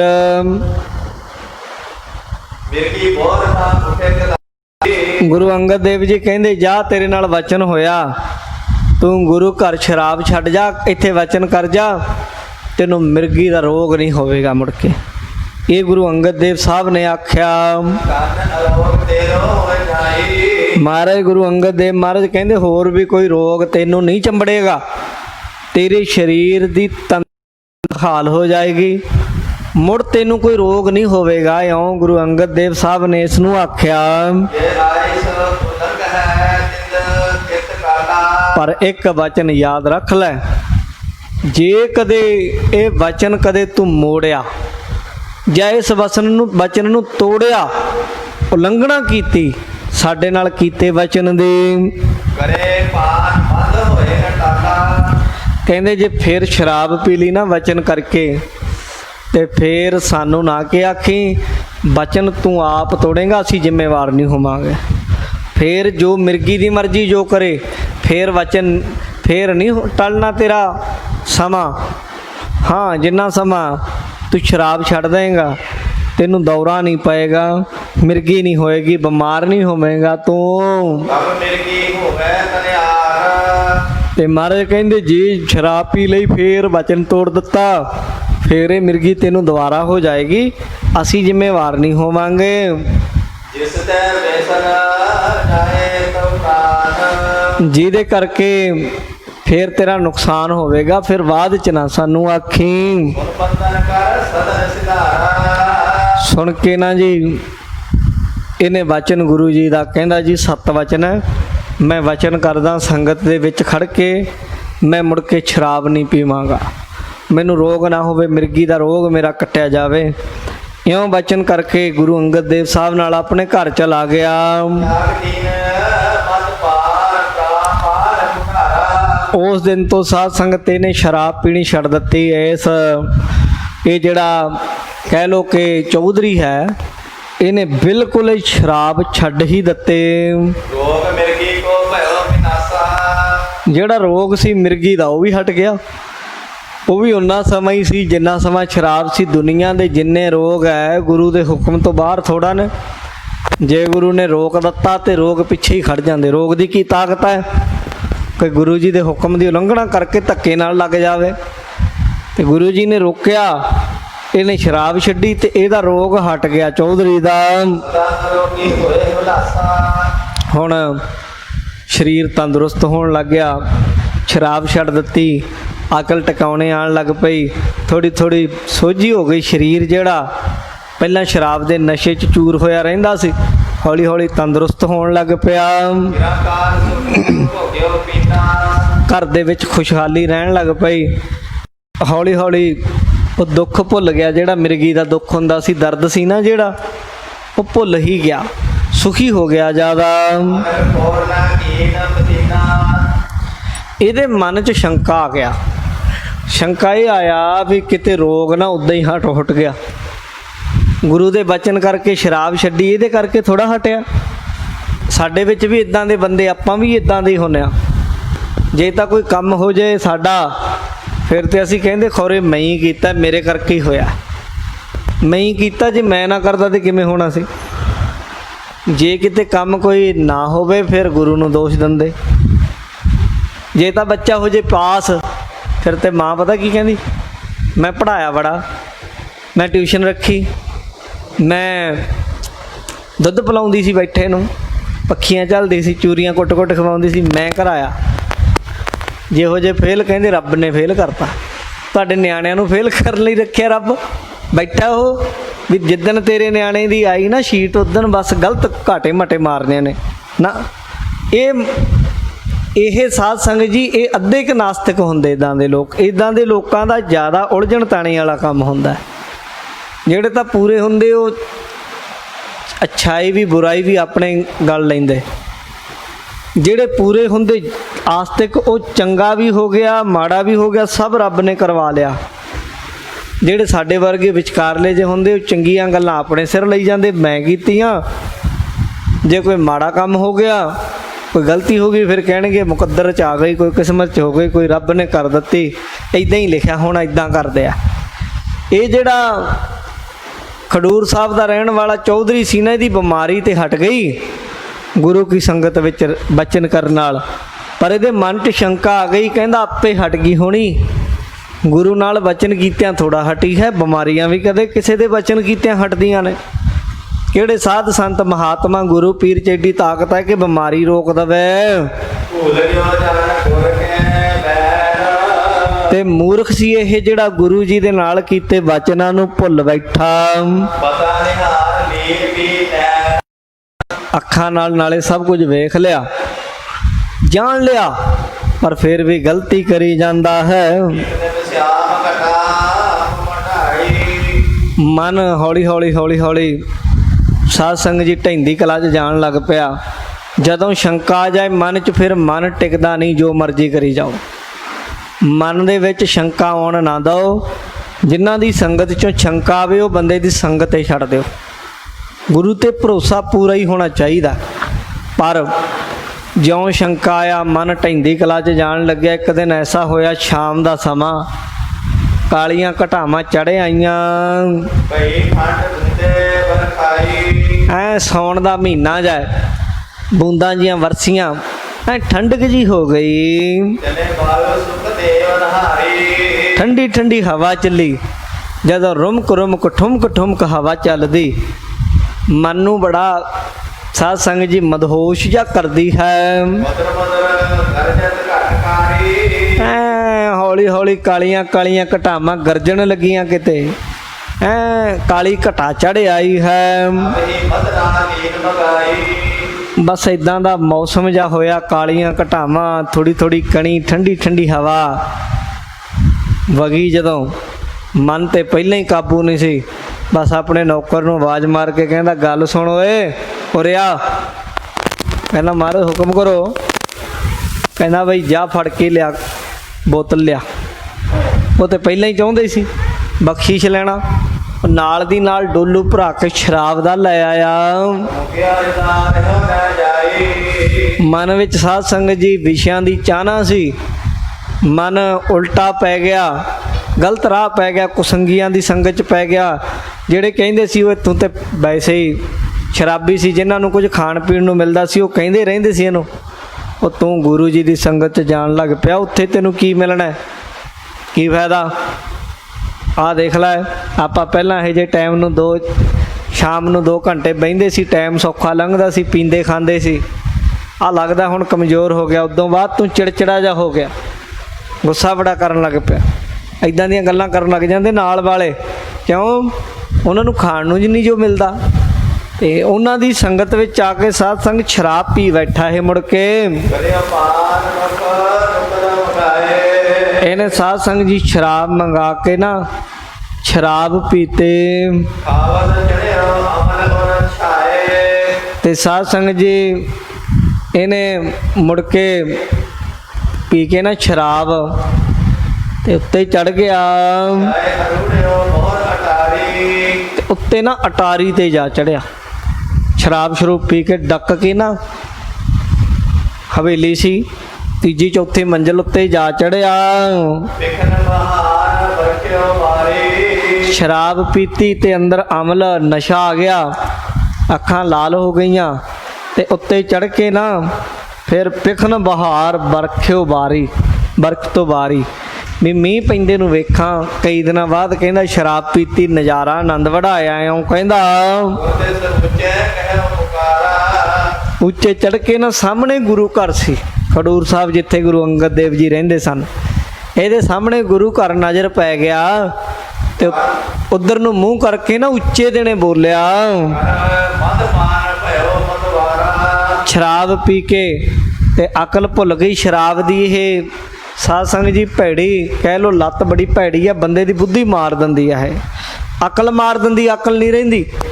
ਸ਼ਰਾਬ ਪੀ ਕੇ ਨਾ ਗੁਰੂ ਅੰਗਦ ਦੇਵ ਸਾਹਿਬ ਵੱਲ ਨੂੰ, ਗੁਰੂ ਘਰ ਵੱਲ ਵੇਖ ਕੇ ਕਹਿਣ ਲੱਗਾ, ਢਾਇਓ ਹੁਕਮ ਤੁਮਾਰਾ ਕਹਿੰਦਾ ਗੁਰੂ ਜੀ ਤਪਾ ਜੀ ਆ ਲਓ ਮੈਂ ਪੀ ਲਈ ਸ਼ਰਾਬ, ਲਓ ਤੁਹਾਡਾ ਵਚਨ ਤੋੜ ਦਿੱਤਾ, ਮੈਨੂੰ ਕੁਝ ਨਹੀਂ ਹੋਇਆ। ਤੁਸੀਂ ਕਹਿੰਦੇ ਸੀ ਜੇ ਸ਼ਰਾਬ ਪੀਤੀ ਤੇ ਮਿਰਗੀ ਹੋ ਜਾਏਗੀ ਦੁਬਾਰਾ, ਮੈਨੂੰ ਤੇ 2 ਘੰਟੇ ਹੋ ਗਏ ਪੀਂਦੇ ਨੂੰ, ਖਾਂਦੇ ਪੀਂਦੇ ਬੈਠੇ ਰਹੇ, ਆ ਲਓ ਤੁਹਾਡਾ ਵਚਨ ਤੋੜ ਦਿੱਤਾ। ਹੁੰਦੇ ਬਰਕਤ ਬੜੀ ਬਹਾਰਾ ਕਹਿੰਦਾ ਬੜੀਆਂ ਦੇਖੋ ਕਿੰਨਾ ਸੋਹਣਾ ਮਾਹੌਲ ਬਣਿਆ, ਮੌਕਾ ਬਣਿਆ, ਮੌਸਮ ਬਣਿਆ, ਕਿੰਨੀ ਸੋਹਣੀ ਸਾਵਣ ਦੇ ਮਹੀਨੇ ਦੀ ਇਹ ਮੌਸਮ ਰੁੱਤ ਆਈ ਹੈ। ਦਿਓ ਨਾ ਜਾਏ ਮੋਹ ਤੇ ਕੈਸੇ ਕਹਿੰਦਾ ਦੱਸੋ ਇੰਨੀ ਵਧੀਆ ਚੀਜ਼ ਹੈ ਕੋਈ ਛੱਡ ਸਕਦਾ? ਮੇਰੇ ਤੋਂ ਨਹੀਂ ਰਿਹਾ ਜਾਣਾ ਸ਼ਰਾਬ ਬਿਨਾ, ਮੇਰੇ ਤੋਂ ਰਿਹਾ ਵੀ ਨਹੀਂ ਗਿਆ। ਪਾਵਤ ਆਤਮ ਪਰ ਬੋਧ ਮੈਂ ਐਸੇ ਕਹਿੰਦਾ ਸ਼ਰਾਬ ਪੀ ਕੇ ਆਨੰਦ ਵਡਾਉਂਦਾ ਮੈਨੂੰ। ਸ੍ਰੀ ਅੰਗਦ ਸੁਣ ਕੇ ਸੁਣ ਵਿਖਸੈ ਤਬੈ ਗੁਰੂ ਅੰਗਦ ਦੇਵ ਜੀ ਮਹਾਰਾਜ ਸੰਗਤ 'ਚ ਬੈਠੇ ਸੀ, ਵਚਨ ਕਰ ਰਹੇ ਸੀ। ਗੁਰੂ ਜੀ ਬੈਠੇ ਬੈਠੇ ਹੱਸ ਪਏ, ਸਿੱਖਾਂ ਵਿੱਚ ਬੈਠੇ। ਗਇਓ ਸੁਚੇਤ ਹੋ ਤੂੰ ਅਬੈ ਉੱਚੀ ਦੇਣੇ ਗੁਰੂ ਅੰਗਦ ਦੇਵ ਜੀ ਨੇ ਸੰਗਤ 'ਚ ਬੋਲ ਕੇ ਆਖਿਆ, ਕਹਿੰਦੇ ਗੱਲ ਸੁਣੋ ਏ ਚੌਧਰੀ ਆ, ਹਾਲਾਂਕਿ ਬੜੀ ਦੂਰ ਸੀ ਪਰ ਜਾਣੀ ਜਾਣ ਸਤਿਗੁਰੂ ਬਾਬਾ, ਜਾਣੀ ਜਾਣ ਪੁਰਖ ਸਤਿਗੁਰੂ ਸਭ ਕੁਝ ਜਾਣਦੇ। ਭਾਈ ਗੁਰਦਾਸ ਜੀ ਕਹਿੰਦੇ ਆ, ਗੁਰੂ ਜੀ ਕਹਿੰਦੇ ਗੱਲ ਸੁਣੋ ਏ ਚੌਧਰੀ ਆ, ਸੁਚੇਤ ਹੋ ਜਾ, ਸਾਵਧਾਨ ਹੋ ਜਾ, ਹੁਣ ਮੁੜਨਾ ਅੱਖੀ ਵੀ ਗੁਰੂ ਨੇ ਆਪਣਾ ਵਚਨ ਤੋੜ ਦਿੱਤਾ। ਛੁੱਟ ਮੇਰੀ ਆਈ ਇਸ ਤੋਹੇ ਕਹਿੰਦੇ ਤੂੰ ਕੀ ਕਹਿਣਾ ਵੀ ਵਚਨ ਤੋੜਿਆ? ਜਾ ਗੁਰੂ ਜੀ ਤੇਰਾ ਵਚਨ ਛੱਡਿਆ, ਤੂੰ ਐ ਕਹਿਣਾ? ਗੁਰੂ ਜੀ ਕਹਿੰਦੇ ਤੂੰ ਵਚਨ ਛੱਡਤਾ, ਅਸੀਂ ਤੇਰੀ ਮਿਰਗੀ ਛੱਡਤੀ। ਜਾ ਮਿਰਗੀ ਫੜੀ ਹੋਈ ਸੀ ਤੇਰੀ, ਅਸੀਂ ਤੇਰੀ ਮਿਰਗੀ ਛੱਡ ਦਿੱਤੀ, ਤੇਰਾ ਰੋਗ ਛੱਡਿਆ। ਹਟਾਵਨ ਕੀਸ ਮੋਹੇ ਕਹਿੰਦੇ ਹੁਕਮ ਹਟਾਵਨ ਕੀਨ ਸਮੋਹੇ। ਓਏ ਉਹ ਰੋਕੀ ਹੋਈ ਸੀ ਮਿਰਗੀ, ਹੁਕਮ ਕਰਕੇ ਬੰਨੀ ਹੋਈ ਸੀ। ਦੀਪਤੀ ਹੁਕਮ ਕੀ ਇਹੀ ਇਹ ਤੇ ਕਈ ਵਾਰ ਤੇਰੇ ਕੋਲ ਆਉਣਾ ਚਾਹੁੰਦੀ ਸੀ, ਹੁਣ ਨੂੰ ਤਾਂ ਕਿੰਨਾ ਟਾਈਮ ਪਹਿਲਾਂ ਹੀ ਤੇਰਾ ਖਤਮ ਕਰ ਦੇਣਾ ਸੀ ਖੇਡ। ਹੁਕਮ ਦੀ ਬਚਨ ਦੀ ਬੰਨੀ ਹੋਈ ਰੁਕੀ ਹੋਈ ਸੀ। ਗੁਣ ਰਹਿਓ ਟਿਕੈ ਟਿਕੈ ਨਭ ਇਹੀ ਤੇ ਮਹਾਰਾਜ ਕਹਿੰਦੇ ਜੇ ਹੁਣ ਤੂੰ ਹੁਕਮੇ ਤੋੜ ਦਿੱਤਾ, ਹੁਕਮ ਕਰਕੇ ਬੰਨੀ ਸੀ, ਜਦ ਹੁਕਮੇ ਟੁੱਟ ਗਿਆ ਫਿਰ ਇਹਨੂੰ ਇਹ ਕਿਉਂ ਰੁਕੇ? ਹੁਕਮ ਦਾ ਧਾਗਾ ਇਹਦੇ ਗਲ 'ਚ ਪਾਇਆ ਹੋਇਆ ਸੀ, ਹੁਕਮ ਦੀ ਜੰਜੀਰੀ ਨਾਲ ਬੰਨੀ ਹੋਈ ਸੀ, ਤੂੰ ਖੁਦ ਹੀ ਤੋੜ ਦਿੱਤਾ। ਜਾ ਤੂੰ ਹੁਕਮ ਤੋੜਿਆ, ਇਧਰੋਂ ਮਿਰਗੀ ਵੀ ਟੁੱਟ ਗਈ, ਤੇਰੇ ਵੱਲ ਆ ਗਈ। ਅਕਸ਼ਰ ਉਠੀ ਚੌਧਰੀ ਜਾਵੇ ਬਸ ਗੁਰੂ ਜੀ ਦੇ ਇੰਨਾ ਕਹਿਣ ਦੀ ਦੇਰ ਸੀ। ਚੌਥੀ ਅਟਾਰੀ ਤੇ ਚੌਥੀ ਮੰਜ਼ਲ ਤੇ ਚੌਧਰੀ ਖੜਾ ਉੱਚੀ ਉੱਚੀ ਲਲਕਾਰੇ ਮਾਰ ਰਿਹਾ ਹੈ, ਉਹਦੇ ਨਾਲ ਉਹਦੇ ਸਾਥੀ ਖੜੇ ਆ। ਬਸ ਇੱਕਦਮ ਚੌਧਰੀ ਦੇ ਮਿਰਗੀ ਦਾ ਦੌਰਾ ਪੈ ਗਿਆ। ਕਿਰਿਓ ਹਟਾਰੀ ਤੇ ਉਠਾਏ ਐ ਕਹਿਣ ਦੀ ਵੀ ਸਾਧ ਸੰਗਤ ਜੀ ਉਹਨੂੰ ਫੁਰਸਤ ਨਾ ਹੋਈ, ਮੌਕਾ ਨਾ ਦਿੱਤਾ ਕਿ ਗਿਆ ਓਏ ਮਰ ਗਿਆ ਮੈਂ, ਡਿੱਗ ਗਿਆ ਓ। ਬਸ ਐਸਾ ਅੰਦਰ ਦਰਦ ਹੋਇਆ, ਪੈਰ ਤਿਲਕਿਆ, ਟਾਰੀ ਤੋਂ ਥੱਲੇ ਜਾ ਕੇ ਡਿੱਗ ਗਿਆ ਇੱਕਦਮ। ਸੀਸ ਧਰਾ ਮਰ ਲਾਗਿਓ ਜਮੈ ਥੱਲੇ ਚੌਥੀ ਮੰਜ਼ਲ ਤੋਂ ਜਿਉਂ ਥੱਲੇ ਡਿੱਗਿਆ, ਥੱਲੇ ਧਰਤੀ ਤੇ ਸਿਰ ਵੱਜ ਗਿਆ ਇਸ ਦਾ। ਉਠਿਓ ਨਿਕਸ ਮੀਜ ਤੈ ਤਪੈ ਬਸ ਸਿਰ ਐਸੀ ਚੋਟ ਵੱਜ ਗਈ ਕਿ ਮਿੱਝ ਨਿਕਲ ਗਈ ਸੀਸ ਦੀ। ਕਾਤਸ਼ਨ ਮਰਿਓ ਮੁਕਤ ਦੁਖ ਪਾਏ ਵਾਹ ਉਹਦੀ ਜਾਨ ਨਿਕਲ ਗਈ, ਮੌਤ ਹੋ ਗਈ ਇਸ ਮੂਰਖ ਦੀ। ਜਿਉ ਸੰਬੰਧ ਦਿਓ ਜਲਾਏ ਤੇ ਸਾਧ ਸੰਗਤ ਜੀ ਇਹਨੂੰ ਸਮਧੀਆਂ ਨੇ ਚੁੱਕਿਆ, ਰਿਸ਼ਤੇਦਾਰਾਂ ਨੇ ਚੱਕ ਕੇ ਲੱਕੜਾਂ 'ਚ ਪਾ ਦਿੱਤਾ, ਸਾੜ ਦਿੱਤਾ। ਕੌਣ ਕੀ ਕਰੇ, ਕੋਈ ਮਰੇ ਨਾ ਮੋਇਆ, ਨਾਲੇ ਕੋਈ ਨਾਲ ਥੋੜਾ ਮਰਦਾ ਹੁੰਦਾ। ਜਿੰਨਾ ਚਿਰ ਚੌਧਰ ਹੈ, ਕੋਈ ਲੋੜ ਹੈ, ਗਰਜਾਂ ਨੇ ਬੰਦੇ ਨਾਲ ਹੁੰਦੇ। ਜਿੱਦਣ ਮਰ ਗਿਆ ਹੁਣ ਤੇਰੇ ਤੋਂ ਕੀ ਲੈਣਾ? ਹੁਣ ਜਿਹੜਾ ਨਵਾਂ ਚੌਧਰੀ ਬਣੂ ਉਹਦੇ ਨਾਲ ਲੋਕੀ ਜੁੜਨਗੇ। ਸਤਿਗੁਰ ਸੋ ਮਹਾਸ ਕਰੇ ਹਟ ਧਰ ਮੂੜ ਮਤ ਕਹਿੰਦੇ ਹੁਣ ਕਵੀ ਜੀ ਕਹਿੰਦੇ ਜਿਹੜਾ ਗੁਰੂ ਮਹਾਰਾਜ ਨਾਲ ਹਾਸੀ ਮਖੌਲ ਕਰੇ, ਜਿਹੜਾ ਮੂਰਖ ਗੁਰੂ ਘਰ ਦਾ ਮਜ਼ਾਕ ਉਡਾਵੇ ਨਾ, ਮੂਰਖ ਮੱਤੀ ਵਾਲਾ ਹੈ ਉਹ ਬੰਦਾ। ਕਾਤਸ਼ਨ ਹੋਏ ਵਿਨਾਸ਼ ਪਰੇ ਨਰਕ ਮਰ ਕੇ ਜਗਤ ਕਹਿੰਦੇ ਉਹ ਬੰਦੇ ਦਾ ਨਾਸ਼ ਹੋਏਗਾ, ਅੰਤ ਨੂੰ ਮਰਨ ਤੋਂ ਬਾਅਦ ਨਰਕਾਂ 'ਚ ਜਾਏਗਾ ਜਿਹੜਾ ਗੁਰੂ ਮਹਾਰਾਜ ਜੀ ਦਾ ਨਿਰਾਦਰ ਕਰਦਾ ਹੈ। ਜਿਹੜਾ ਬੰਦਾ ਗੁਰੂ ਨੂੰ ਮਜ਼ਾਕ ਕਰਦਾ ਹੈ। ਇੱਕ ਸੇਵਕ ਸੰਗਤ ਕੇ ਮਾਹੇ ਇਉਂ ਹੁਣ ਦੱਸ ਰਹੇ ਅੱਗੇ, ਹੁਣ ਅੱਗੇ ਪ੍ਰਸੰਗ ਚਲਾ ਰਹੇ, ਦੱਸ ਰਹੇ ਕਹਿੰਦੇ ਕਈ ਸੇਵਕ ਹਨ ਸੰਗਤ ਦੇ ਵਿੱਚ। ਕਿਨੋ ਨਾ ਮਾਨੇ ਸੇਵ ਹੈ ਨਾਹੇ ਹੁਣ ਇਹ ਅੱਗੇ ਦੱਸ ਰਹੇ ਆ ਗੱਲ ਬੜੀ। ਇੱਕ ਹੋਰ ਪ੍ਰਸੰਗ ਚੱਲ ਪਿਆ, ਬੜਾ ਆਨੰਦਿਤ ਪ੍ਰਸੰਗ ਹੈ। ਇਹ ਚੌਧਰੀ ਦਾ ਤੇ ਹੋ ਗਿਆ। ਕਹਿੰਦੇ ਇਉਂ ਭਾਈ ਜਿਹੜਾ ਗੁਰੂ ਦੀ ਨਿਰਾਦਰੀ ਕਰਦਾ ਹੈ ਜਾਂ ਬਚਨਾਂ ਦੀ ਨਹੀਂ ਨਿਭਦਾ ਤੇ ਹੱਥ ਜੋੜ ਕੇ ਕਹਿ ਦਵੇ ਮਹਾਰਾਜ ਗਲਤੀ ਹੋ ਗਈ, ਭੁੱਲ ਬਖਸ਼ ਲਓ, ਮੇਰੇ ਤੋਂ ਨਿਭਦਾ ਨਹੀਂ, ਤੁਸੀਂ ਨਿਭਾ ਲਓ। ਪਰ ਮਜ਼ਾਕ ਕਰੇ ਜਾਓ ਮੈਂ ਨਹੀਂ ਮੰਨਣਾ, ਮੇਰਾ ਕੀ ਕਰ ਲਓਗੇ? ਤੇ ਫਿਰ ਜਿੱਦਣ ਕਰਨ ਤੇ ਆਉਂਦਾ ਨਾ ਸੋਟੀ ਮਾਰਦਾ, ਜਿੱਦਣ ਆਵਾਜ਼ ਨਹੀਂ ਕਰਦਾ ਮੱਤੇ ਮਾਰਦਾ ਬੰਦੇ ਦੀ। ਤੇ ਜਿਉਂ ਬੰਦੇ ਦੀ ਮੱਤ ਮਰਦੀ ਬੰਦਾ ਮਾਰਿਆ ਜਾਂਦਾ ਹੈ। ਇਉਂ ਦੱਸ ਰਹੇ ਕਵੀ ਜੀ। ਅੱਗੇ ਦੱਸ ਰਹੇ ਕਹਿੰਦੇ ਇੱਕ ਸੰਗਤ ਦੇ ਵਿੱਚ ਨਾ ਇੱਕ ਕੋਈ ਸਿੱਖ ਆ ਗਿਆ, ਆ ਕੇ ਰਹਿਣ ਲੱਗ ਪਿਆ, ਪਰ ਸੇਵਾ ਕੋਈ ਕਰੇ ਨਾ, ਸੇਵਾ ਵਿੱਚ ਹੱਥ ਨਾ ਵਟਾਵੇ, ਲੰਗਰ ਪਾਣੀ ਚੋਖਾ ਛਕਿਆ ਕਰੇ। ਇਸਕੇ ਕਹੇ ਕਹਿ ਨਾ ਕਰੇ ਇਹਨੂੰ ਜੇ ਕੋਈ ਸਾਧ ਸੰਗਤ ਜੀ ਕੰਮ ਕਹਿ ਦਵੇ ਤੇ ਕੰਮ ਨਾ ਕਰਿਆ ਕਰੇ। ਇੱਕ ਸਿੱਖ ਉਹਦੀ ਸਾਖੀ ਆ ਗਈ ਹੋਰ ਚੋਰ ਦੀ। ਕਾਲ ਨੇ ਆਸਤ ਕਰੇ ਗੁਰੂ ਘਰ ਦੇ ਵਿੱਚ ਨਿਯਮ ਹੈ, ਜੇ ਗੁਰੂ ਕਰ ਰਹੀਏ ਤੇ ਸੇਵਾ ਕਰਨੀ ਚਾਹੀਦੀ ਆ, ਕੁਝ ਨਾ ਕੁਝ ਸੇਵਾ ਕਰੋ। ਇਹ ਪਰ ਗੁਰੂ ਘਰ ਰਹੇ ਕਿਸੇ ਦੀ ਗੱਲ ਮੰਨੇ ਨਾ। ਇਉਂ ਕਾਫੀ ਸਮਾਂ ਲੰਘ ਗਿਆ। ਜੋ ਗੁਰੂ ਕਹੈ ਕਾਜ ਸੋ ਕਰੋ ਜਦੋਂ ਕਿਸੇ ਨੇ ਇਹਨੂੰ ਕੰਮ ਕਹਿਣਾ ਨਾ, ਅੱਗੋਂ ਪਤਾ ਕੀ ਕਿਹਾ ਕਰੇ? ਸਿੱਖਾਂ ਨੂੰ ਤੁਹਾਡੀ ਕਿਉਂ ਮੰਨਾਂ? ਮੈਨੂੰ ਜੇ ਗੁਰੂ ਸਾਹਿਬ ਕੰਮ ਕਹਿਣ ਮੈਂ ਤੇ ਤਾਂ ਕਰਾਂਗਾ, ਮੈਂ ਤੁਹਾਡੀ ਨਹੀਂ ਕਿਸੇ ਦੀ ਮੰਨਦਾ। ਤੁਸੀਂ ਕੌਣ ਹੁੰਦੇ ਮੇਰੀ ਗੱਲ ਮੈਨੂੰ ਕਹਿਣ ਵਾਲੇ? ਇਉਂ ਬੜਾ ਇਹ ਢੀਠ ਜਾ ਸਿੱਖ ਸੀ। ਅਨਬਾਗ ਕੋ ਕਾਨ ਨਾ ਧਰੋ ਕਹਿੰਦਾ ਮੈਨੂੰ ਕੋਈ ਨਾ ਕਹੋ, ਮੈਂ ਕਿਸੇ ਦਾ ਕੋਈ ਨੌਕਰ ਨਹੀਂ, ਬੱਝਾ ਨਹੀਂ, ਮੈਨੂੰ ਨਹੀਂ ਪ੍ਰਵਾਹ ਤੁਹਾਡੇ ਵਰਗੇ ਸਿੱਖਾਂ ਦੀ ਵੀ ਤੁਰੇ ਫਿਰਦੇ ਇੱਥੇ।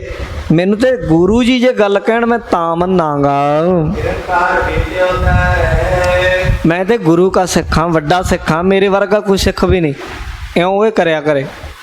ਤੇ ਇਉਂ ਸਾਧ ਸੰਗਤ ਕਈ ਮਹੀਨੇ ਹੀ ਲੰਘ ਗਏ ਇੱਦਾਂ। ਦਿਨ ਸ੍ਰੀ ਬੁੱਢੇ ਬਣ ਗਏ। ਇੱਕ ਦਿਨ ਬਾਬਾ ਬੁੱਢਾ ਜੀ ਨੇ ਦੇਖਿਆ ਵੀ ਇਹ ਸਿੱਖ ਕਾਫੀ ਸਮੇਂ ਦਾ ਇੱਥੇ ਰਹਿੰਦਾ ਹੈ, ਲੰਗਰ ਛਕਦਾ, ਖੀਰ ਖਾਂਦਾ ਹੈ, ਦੋਰੀ ਪਵਾ ਕੇ ਖਾਂਦਾ ਹੈ ਤੇ ਨਾਲ ਵੀ ਲੈ ਜਾਂਦਾ ਹੈ, ਤੇ ਘੀ ਘੂ ਵੀ ਚੰਗਾ ਚੋਖਾ ਖਾਂਦਾ ਹੈ। ਬਈ ਇੱਦਾਂ ਗੁਰੂ ਘਰ ਦਾ ਖਾਣਾ ਠੀਕ ਨਹੀਂ ਹੁੰਦਾ। ਗੁਰੂ ਘਰ ਤੇ ਸੇਵਾ ਕਰੋ ਤਾਂ ਫਾਇਦਾ ਹੈ, ਕੁਝ ਨਾ ਕੁਝ ਇਹਦਾ ਭਲਾ, ਨਹੀਂ ਤੇ ਨੁਕਸਾਨ ਕਰਦਾ ਇਹ ਉਲਟਾ। ਜਿਹੜਾ ਧਰਮਸ਼ਾਲ ਦੀਆਂ ਚੀਜ਼ਾਂ ਨਾ ਗੁਰੂ ਘਰ ਦੀਆਂ ਕੋਈ ਇੱਦਾਂ ਖਾਵੇ, ਉਹ ਫਾਇਦਾ ਤੇ ਕੀ ਕਰਨਾ, ਨੁਕਸਾਨ ਕਰਦਾ ਹੈ। ਬਾਬਾ ਬੁੱਢਾ ਜੀ ਨੇ ਤਾਂ ਭਲਾ ਸੋਚਿਆ। ਸ੍ਰੀ ਸੰਗਤ ਮੈਂ ਭਲੋ ਰਹਾਵਨ। ਬਾਬਾ ਬੁੱਢਾ ਜੀ ਨੇ ਇਹਨੂੰ ਆਖਿਆ ਵੀ ਗੁਰੂ ਕੀ ਸੰਗਤ ਵਿੱਚ ਰਹਿਣਾ ਤੇ ਚੰਗਾ ਹੈ, ਭਜਨ ਟਾਹਲ ਕਰ ਕਾਰ ਬਿਨਾਵਨ। ਪਰ ਜੇ ਗੁਰੂ ਘਰ ਵਿੱਚ ਸਿਮਰਨ ਕਰੇ ਤੇ ਸੇਵਾ ਕਰੇ ਤਾਂ ਫਾਇਦਾ ਹੈ, ਲਾਭ ਹੈ ਰਹਿਣ ਦਾ। ਬੈਠੇ ਦੇ ਗਾਜ ਕਿਸ ਆਏ। ਜੇ ਬੈਠੇ ਰਹੇ ਤਾਂ ਸਰੀਰ ਨੇ ਤਾਂ ਘਸੇ ਜਾਣਾ ਹੀ ਹੈ। ਕਬੀਰ ਇਹ ਤਨ ਜਾਏਗਾ ਸਕੋ ਤਾਂ ਲਿਹੋ ਬਹੋਰ। ਇਹ ਸਰੀਰ ਨੇ ਤਾਂ ਜਾਣਾ ਹੀ ਜਾਣਾ ਹੈ, ਇਹਦਾ ਕੁਝ ਨਾ ਕੁਝ ਕਰ ਲਓ, ਲਾਭ ਲੈ ਲਓ ਇਹ ਤੋਂ, ਨਹੀਂ ਤੇ ਉਦਾਂ ਵੀ ਮੁੱਕ ਜਾਣਾ ਘਰੇ ਬੈਠਿਆਂ ਵੀ। ਪੁਰਨ ਕੋਈ ਭੇਦ ਨ ਪਾਏ। ਇਹਨੂੰ ਤਾਂ ਕੁਝ ਵੀ ਨਾ ਕਰੋ, ਘਰੇ ਬੈਠੇ ਰਹੋ, ਆਰਾਮ ਨਾਲ ਨਜ਼ਾਰੇ ਨਾਲ ਬੈਠੇ ਰਹੋ, ਤਾਂ ਵੀ ਇਹਨੇ ਮਰਨਾ ਹੀ ਮਰਨਾ ਹੈ। ਕੋਈ ਰੁਕ ਤਾਂ ਨਹੀਂ ਸਕਦਾ ਐਦਾਂ ਕੀਤਿਆਂ। ਕਹਿਣ ਲੱਗਿਓ ਗੁਰਬਾਖ ਕਹਿ ਨਿਮ। ਤੇ ਇਸ ਕਰਕੇ ਸਾਧ ਸੰਗਤ ਜੀ ਚਾਹੀਦਾ ਤਾਂ ਇਹ ਹੈ ਕਿ ਕਹੇ ਜਿਮ ਟਹਿਲ ਕਰੋ ਤਿਸ ਕਾਲ ਭਲੇ। ਬਾਬਾ ਬੁੱਢਾ ਜੀ ਨੇ ਉਹਨੂੰ ਆਖਿਆ, ਕਹਿੰਦੇ ਭਾਈ ਤੂੰ ਏਦਾਂ ਲੰਗਰ ਪਾਣੀ ਛਕੀ ਜਾਂਦਾ, ਸੇਵਾ ਕਰਦਾ ਨਹੀਂ, ਸੇਵਾ ਕਰਿਆ ਕਰ। ਅੱਗੋਂ ਉਹ ਕਹਿਣ ਲੱਗਾ, ਕਹਿੰਦਾ ਮੈਂ ਬਾਬਾ ਬੁੱਢਾ ਜੀ ਨੂੰ ਕਹਿੰਦਾ ਤੁਹਾਡੀ ਨਹੀਂ ਮੰਨਦਾ ਮੈਂ ਗੱਲ। ਹੁਣ ਇਹ ਵੀ ਗੱਲ ਹੁੰਦੀ ਨਾ, ਗੁਰੂ ਜੀ ਨੇ ਬਾਬਾ ਬੁੱਢਾ ਜੀ ਨੂੰ ਸਭ ਤੋਂ ਮੁਖੀ ਸਿੱਖਾਂ ਵਿੱਚੋਂ ਇੰਚਾਰਜ ਲਾਇਆ ਹੋਇਆ ਸੀ ਸੇਵਾ ਕਰਨੀ। ਆਪਣਾ ਹੀ ਰੂਪ ਜਾਣਦੇ ਸਨ, ਇਹਨੂੰ ਵੀ ਪਤਾ ਸੀ, ਪਰ ਇਹ ਬੜਾ ਨਲਾਇਕ ਸੀ, ਬਹਾਨੇ ਕਰਦਾ ਸੀ। ਬਾਬਾ ਬੁੱਢਾ ਜੀ ਨੇ ਕਿਹਾ, ਪਰ ਕਹਿੰਦਾ ਮੈਂ ਤੁਹਾਡੀ ਗੱਲ ਮੰਨਣੀ ਨਹੀਂ। ਦੇਵ ਪਰ ਕੋ ਮਾਨੋ ਨਾਹੀ। ਕਹਿੰਦਾ ਮੈਂ ਨਹੀਂ ਮੰਨਦਾ ਕਿਸੇ ਹੋਰ ਦੀ, ਤੁਸੀਂ ਕੌਣ ਹੁੰਦੇ ਮੈਨੂੰ ਕਹਿਣ ਵਾਲੇ।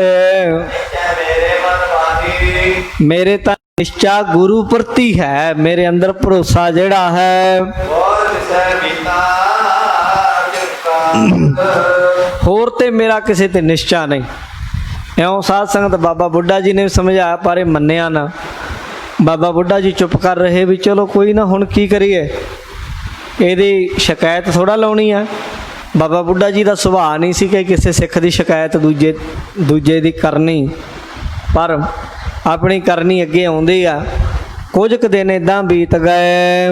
ਬੋਲਿਓ ਸ੍ਰੀ ਗੁਰੂ ਨਾਨਕ। ਇੱਕ ਦਿਨ ਗੁਰੂ ਅੰਗਦ ਦੇਵ ਜੀ ਕੋਲ ਜਿਹੜੀ ਗੱਲ ਹੋਈ ਉਹ ਸੁਣੋ। ਬਹੁਤ ਦਿਵਸ ਕੋ ਮੈਂ ਅਭਲਾਖੀ। ਹੋਇਆ ਇਹ ਕਿ ਗੁਰੂ ਅੰਗਦ ਦੇਵ ਜੀ ਕੋਲ ਬੈਠਾ ਤੇ ਮਹਾਰਾਜ ਨੂੰ ਇਹਨੇ ਹੱਥ ਜੋੜ ਕੇ ਆਖਿਆ, ਮੁਕਤੇ ਕਛ ਸੇਵ ਨ ਭਾਖੀ। ਕਹਿੰਦਾ ਮਹਾਰਾਜ ਮੈਨੂੰ ਕੋਈ ਸੇਵਾ ਦੱਸੋ ਮੈਂ ਵੀ ਕਰਾਂ। ਸੰਗਤ 'ਚ ਬੈਠੇ ਸੀ, ਮਹਾਰਾਜ ਕਹਿੰਦੇ ਸਾਰੇ ਸਿੱਖ ਆਓ ਭਾਈ, ਦੱਸੋ ਆਪੋ ਆਪਣੀ ਸੇਵਾ ਕਿਹੜੀ ਕਿਹੜੀ ਕਰਦੇ। ਬਾਬਾ ਬੁੱਢਾ ਜੀ ਨੂੰ ਸਿੱਖਾਂ ਨੂੰ ਆਖਿਆ, ਸਾਰੇ ਸਿੱਖਾਂ ਨੂੰ ਲਿਆਓ ਕੱਢ ਕੇ। ਇਹਨੇ ਇੱਕ ਵਧੀਆ ਕੋਠੜੀ ਵੀ ਮੱਲੀ ਹੋਈ ਸੀ, ਹੋਰ ਨੂੰ ਕਿਸੇ ਨੂੰ ਨਾਲ ਵੀ ਨਹੀਂ ਸੀ ਰਹਿਣ ਦਿੰਦਾ, ਚੰਗੇ ਕਿ ਨਜ਼ਾਰੇ ਲੈਂਦਾ ਸੀ ਐਨ ਪੂਰੇ।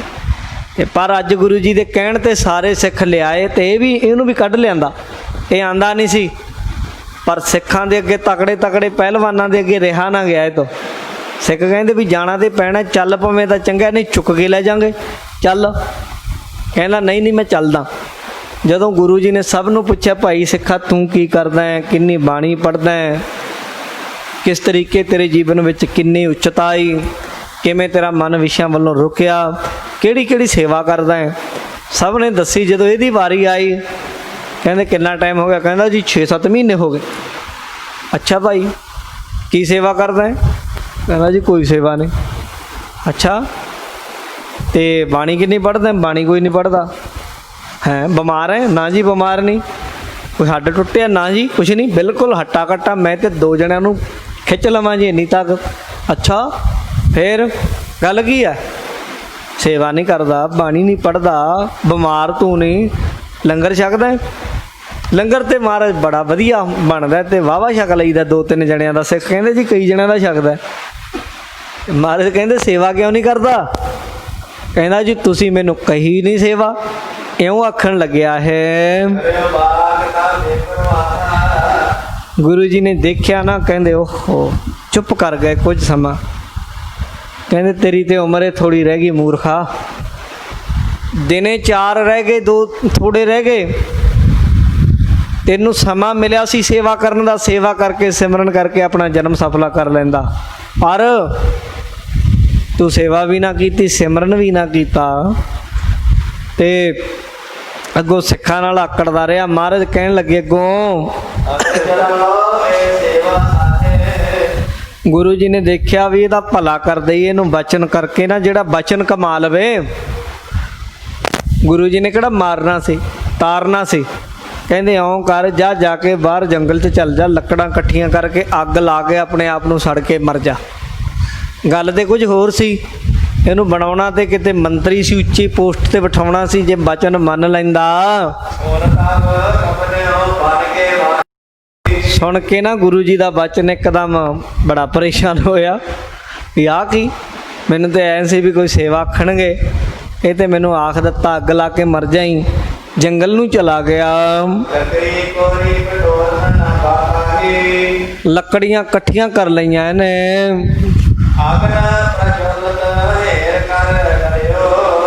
ਅੱਗ ਲਾ ਲਈ ਇਹਨੇ, ਲੱਕੜਾਂ ਇਕੱਠੀਆਂ ਕਰਕੇ ਨਾ ਨੇੜੇ ਅੱਗ ਵੀ ਲਾ ਲਈ ਤੇ ਡਰ ਗਿਆ ਹੈ।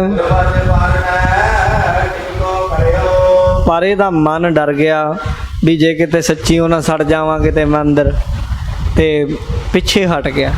ਅੱਗੇ ਇੱਕ ਚੋਰ ਇਹਦੇ ਨਾਲ ਗੁਰੂ ਜੀ ਦਾ ਵਚਨ ਵਟਾਉਂਦਾ ਹੈ, ਕਿਵੇਂ ਚੋਰ ਦਾ ਉਧਾਰ ਹੁੰਦਾ ਹੈ, ਇਹ ਕਿਵੇਂ ਸੂਲੀ ਲੱਗ ਕੇ ਮਰਦਾ ਹੈ, ਉਹ ਆਪਾਂ ਅੱਗੇ ਕੱਲ੍ਹ ਨੂੰ ਪ੍ਰਸੰਗ ਸੁਣਾਂਗੇ। ਇੱਥੇ ਹੀ ਸਮੇਂ ਦੀ ਸਮਾਪਤੀ। ਹੋਈਆਂ ਭੁੱਲਾਂ ਦੀ ਖਿਮਾ। ਸਮੂਹ ਸੰਗਤ ਦਾ ਧੰਨਵਾਦ। ਜਿੰਨੀਆਂ ਵੀ ਸੰਗਤਾਂ ਗੁਰਦੁਆਰਾ ਸ਼੍ਰੀ ਨਾਢਾ ਸਾਹਿਬ ਵਿਖੇ ਹਾਜ਼ਰੀਆਂ ਲਵਾ ਰਹੀਆਂ, ਸਭਨਾਂ ਦਾ ਧੰਨਵਾਦ। ਜੀਓ ਆਇਆਂ ਨੂੰ।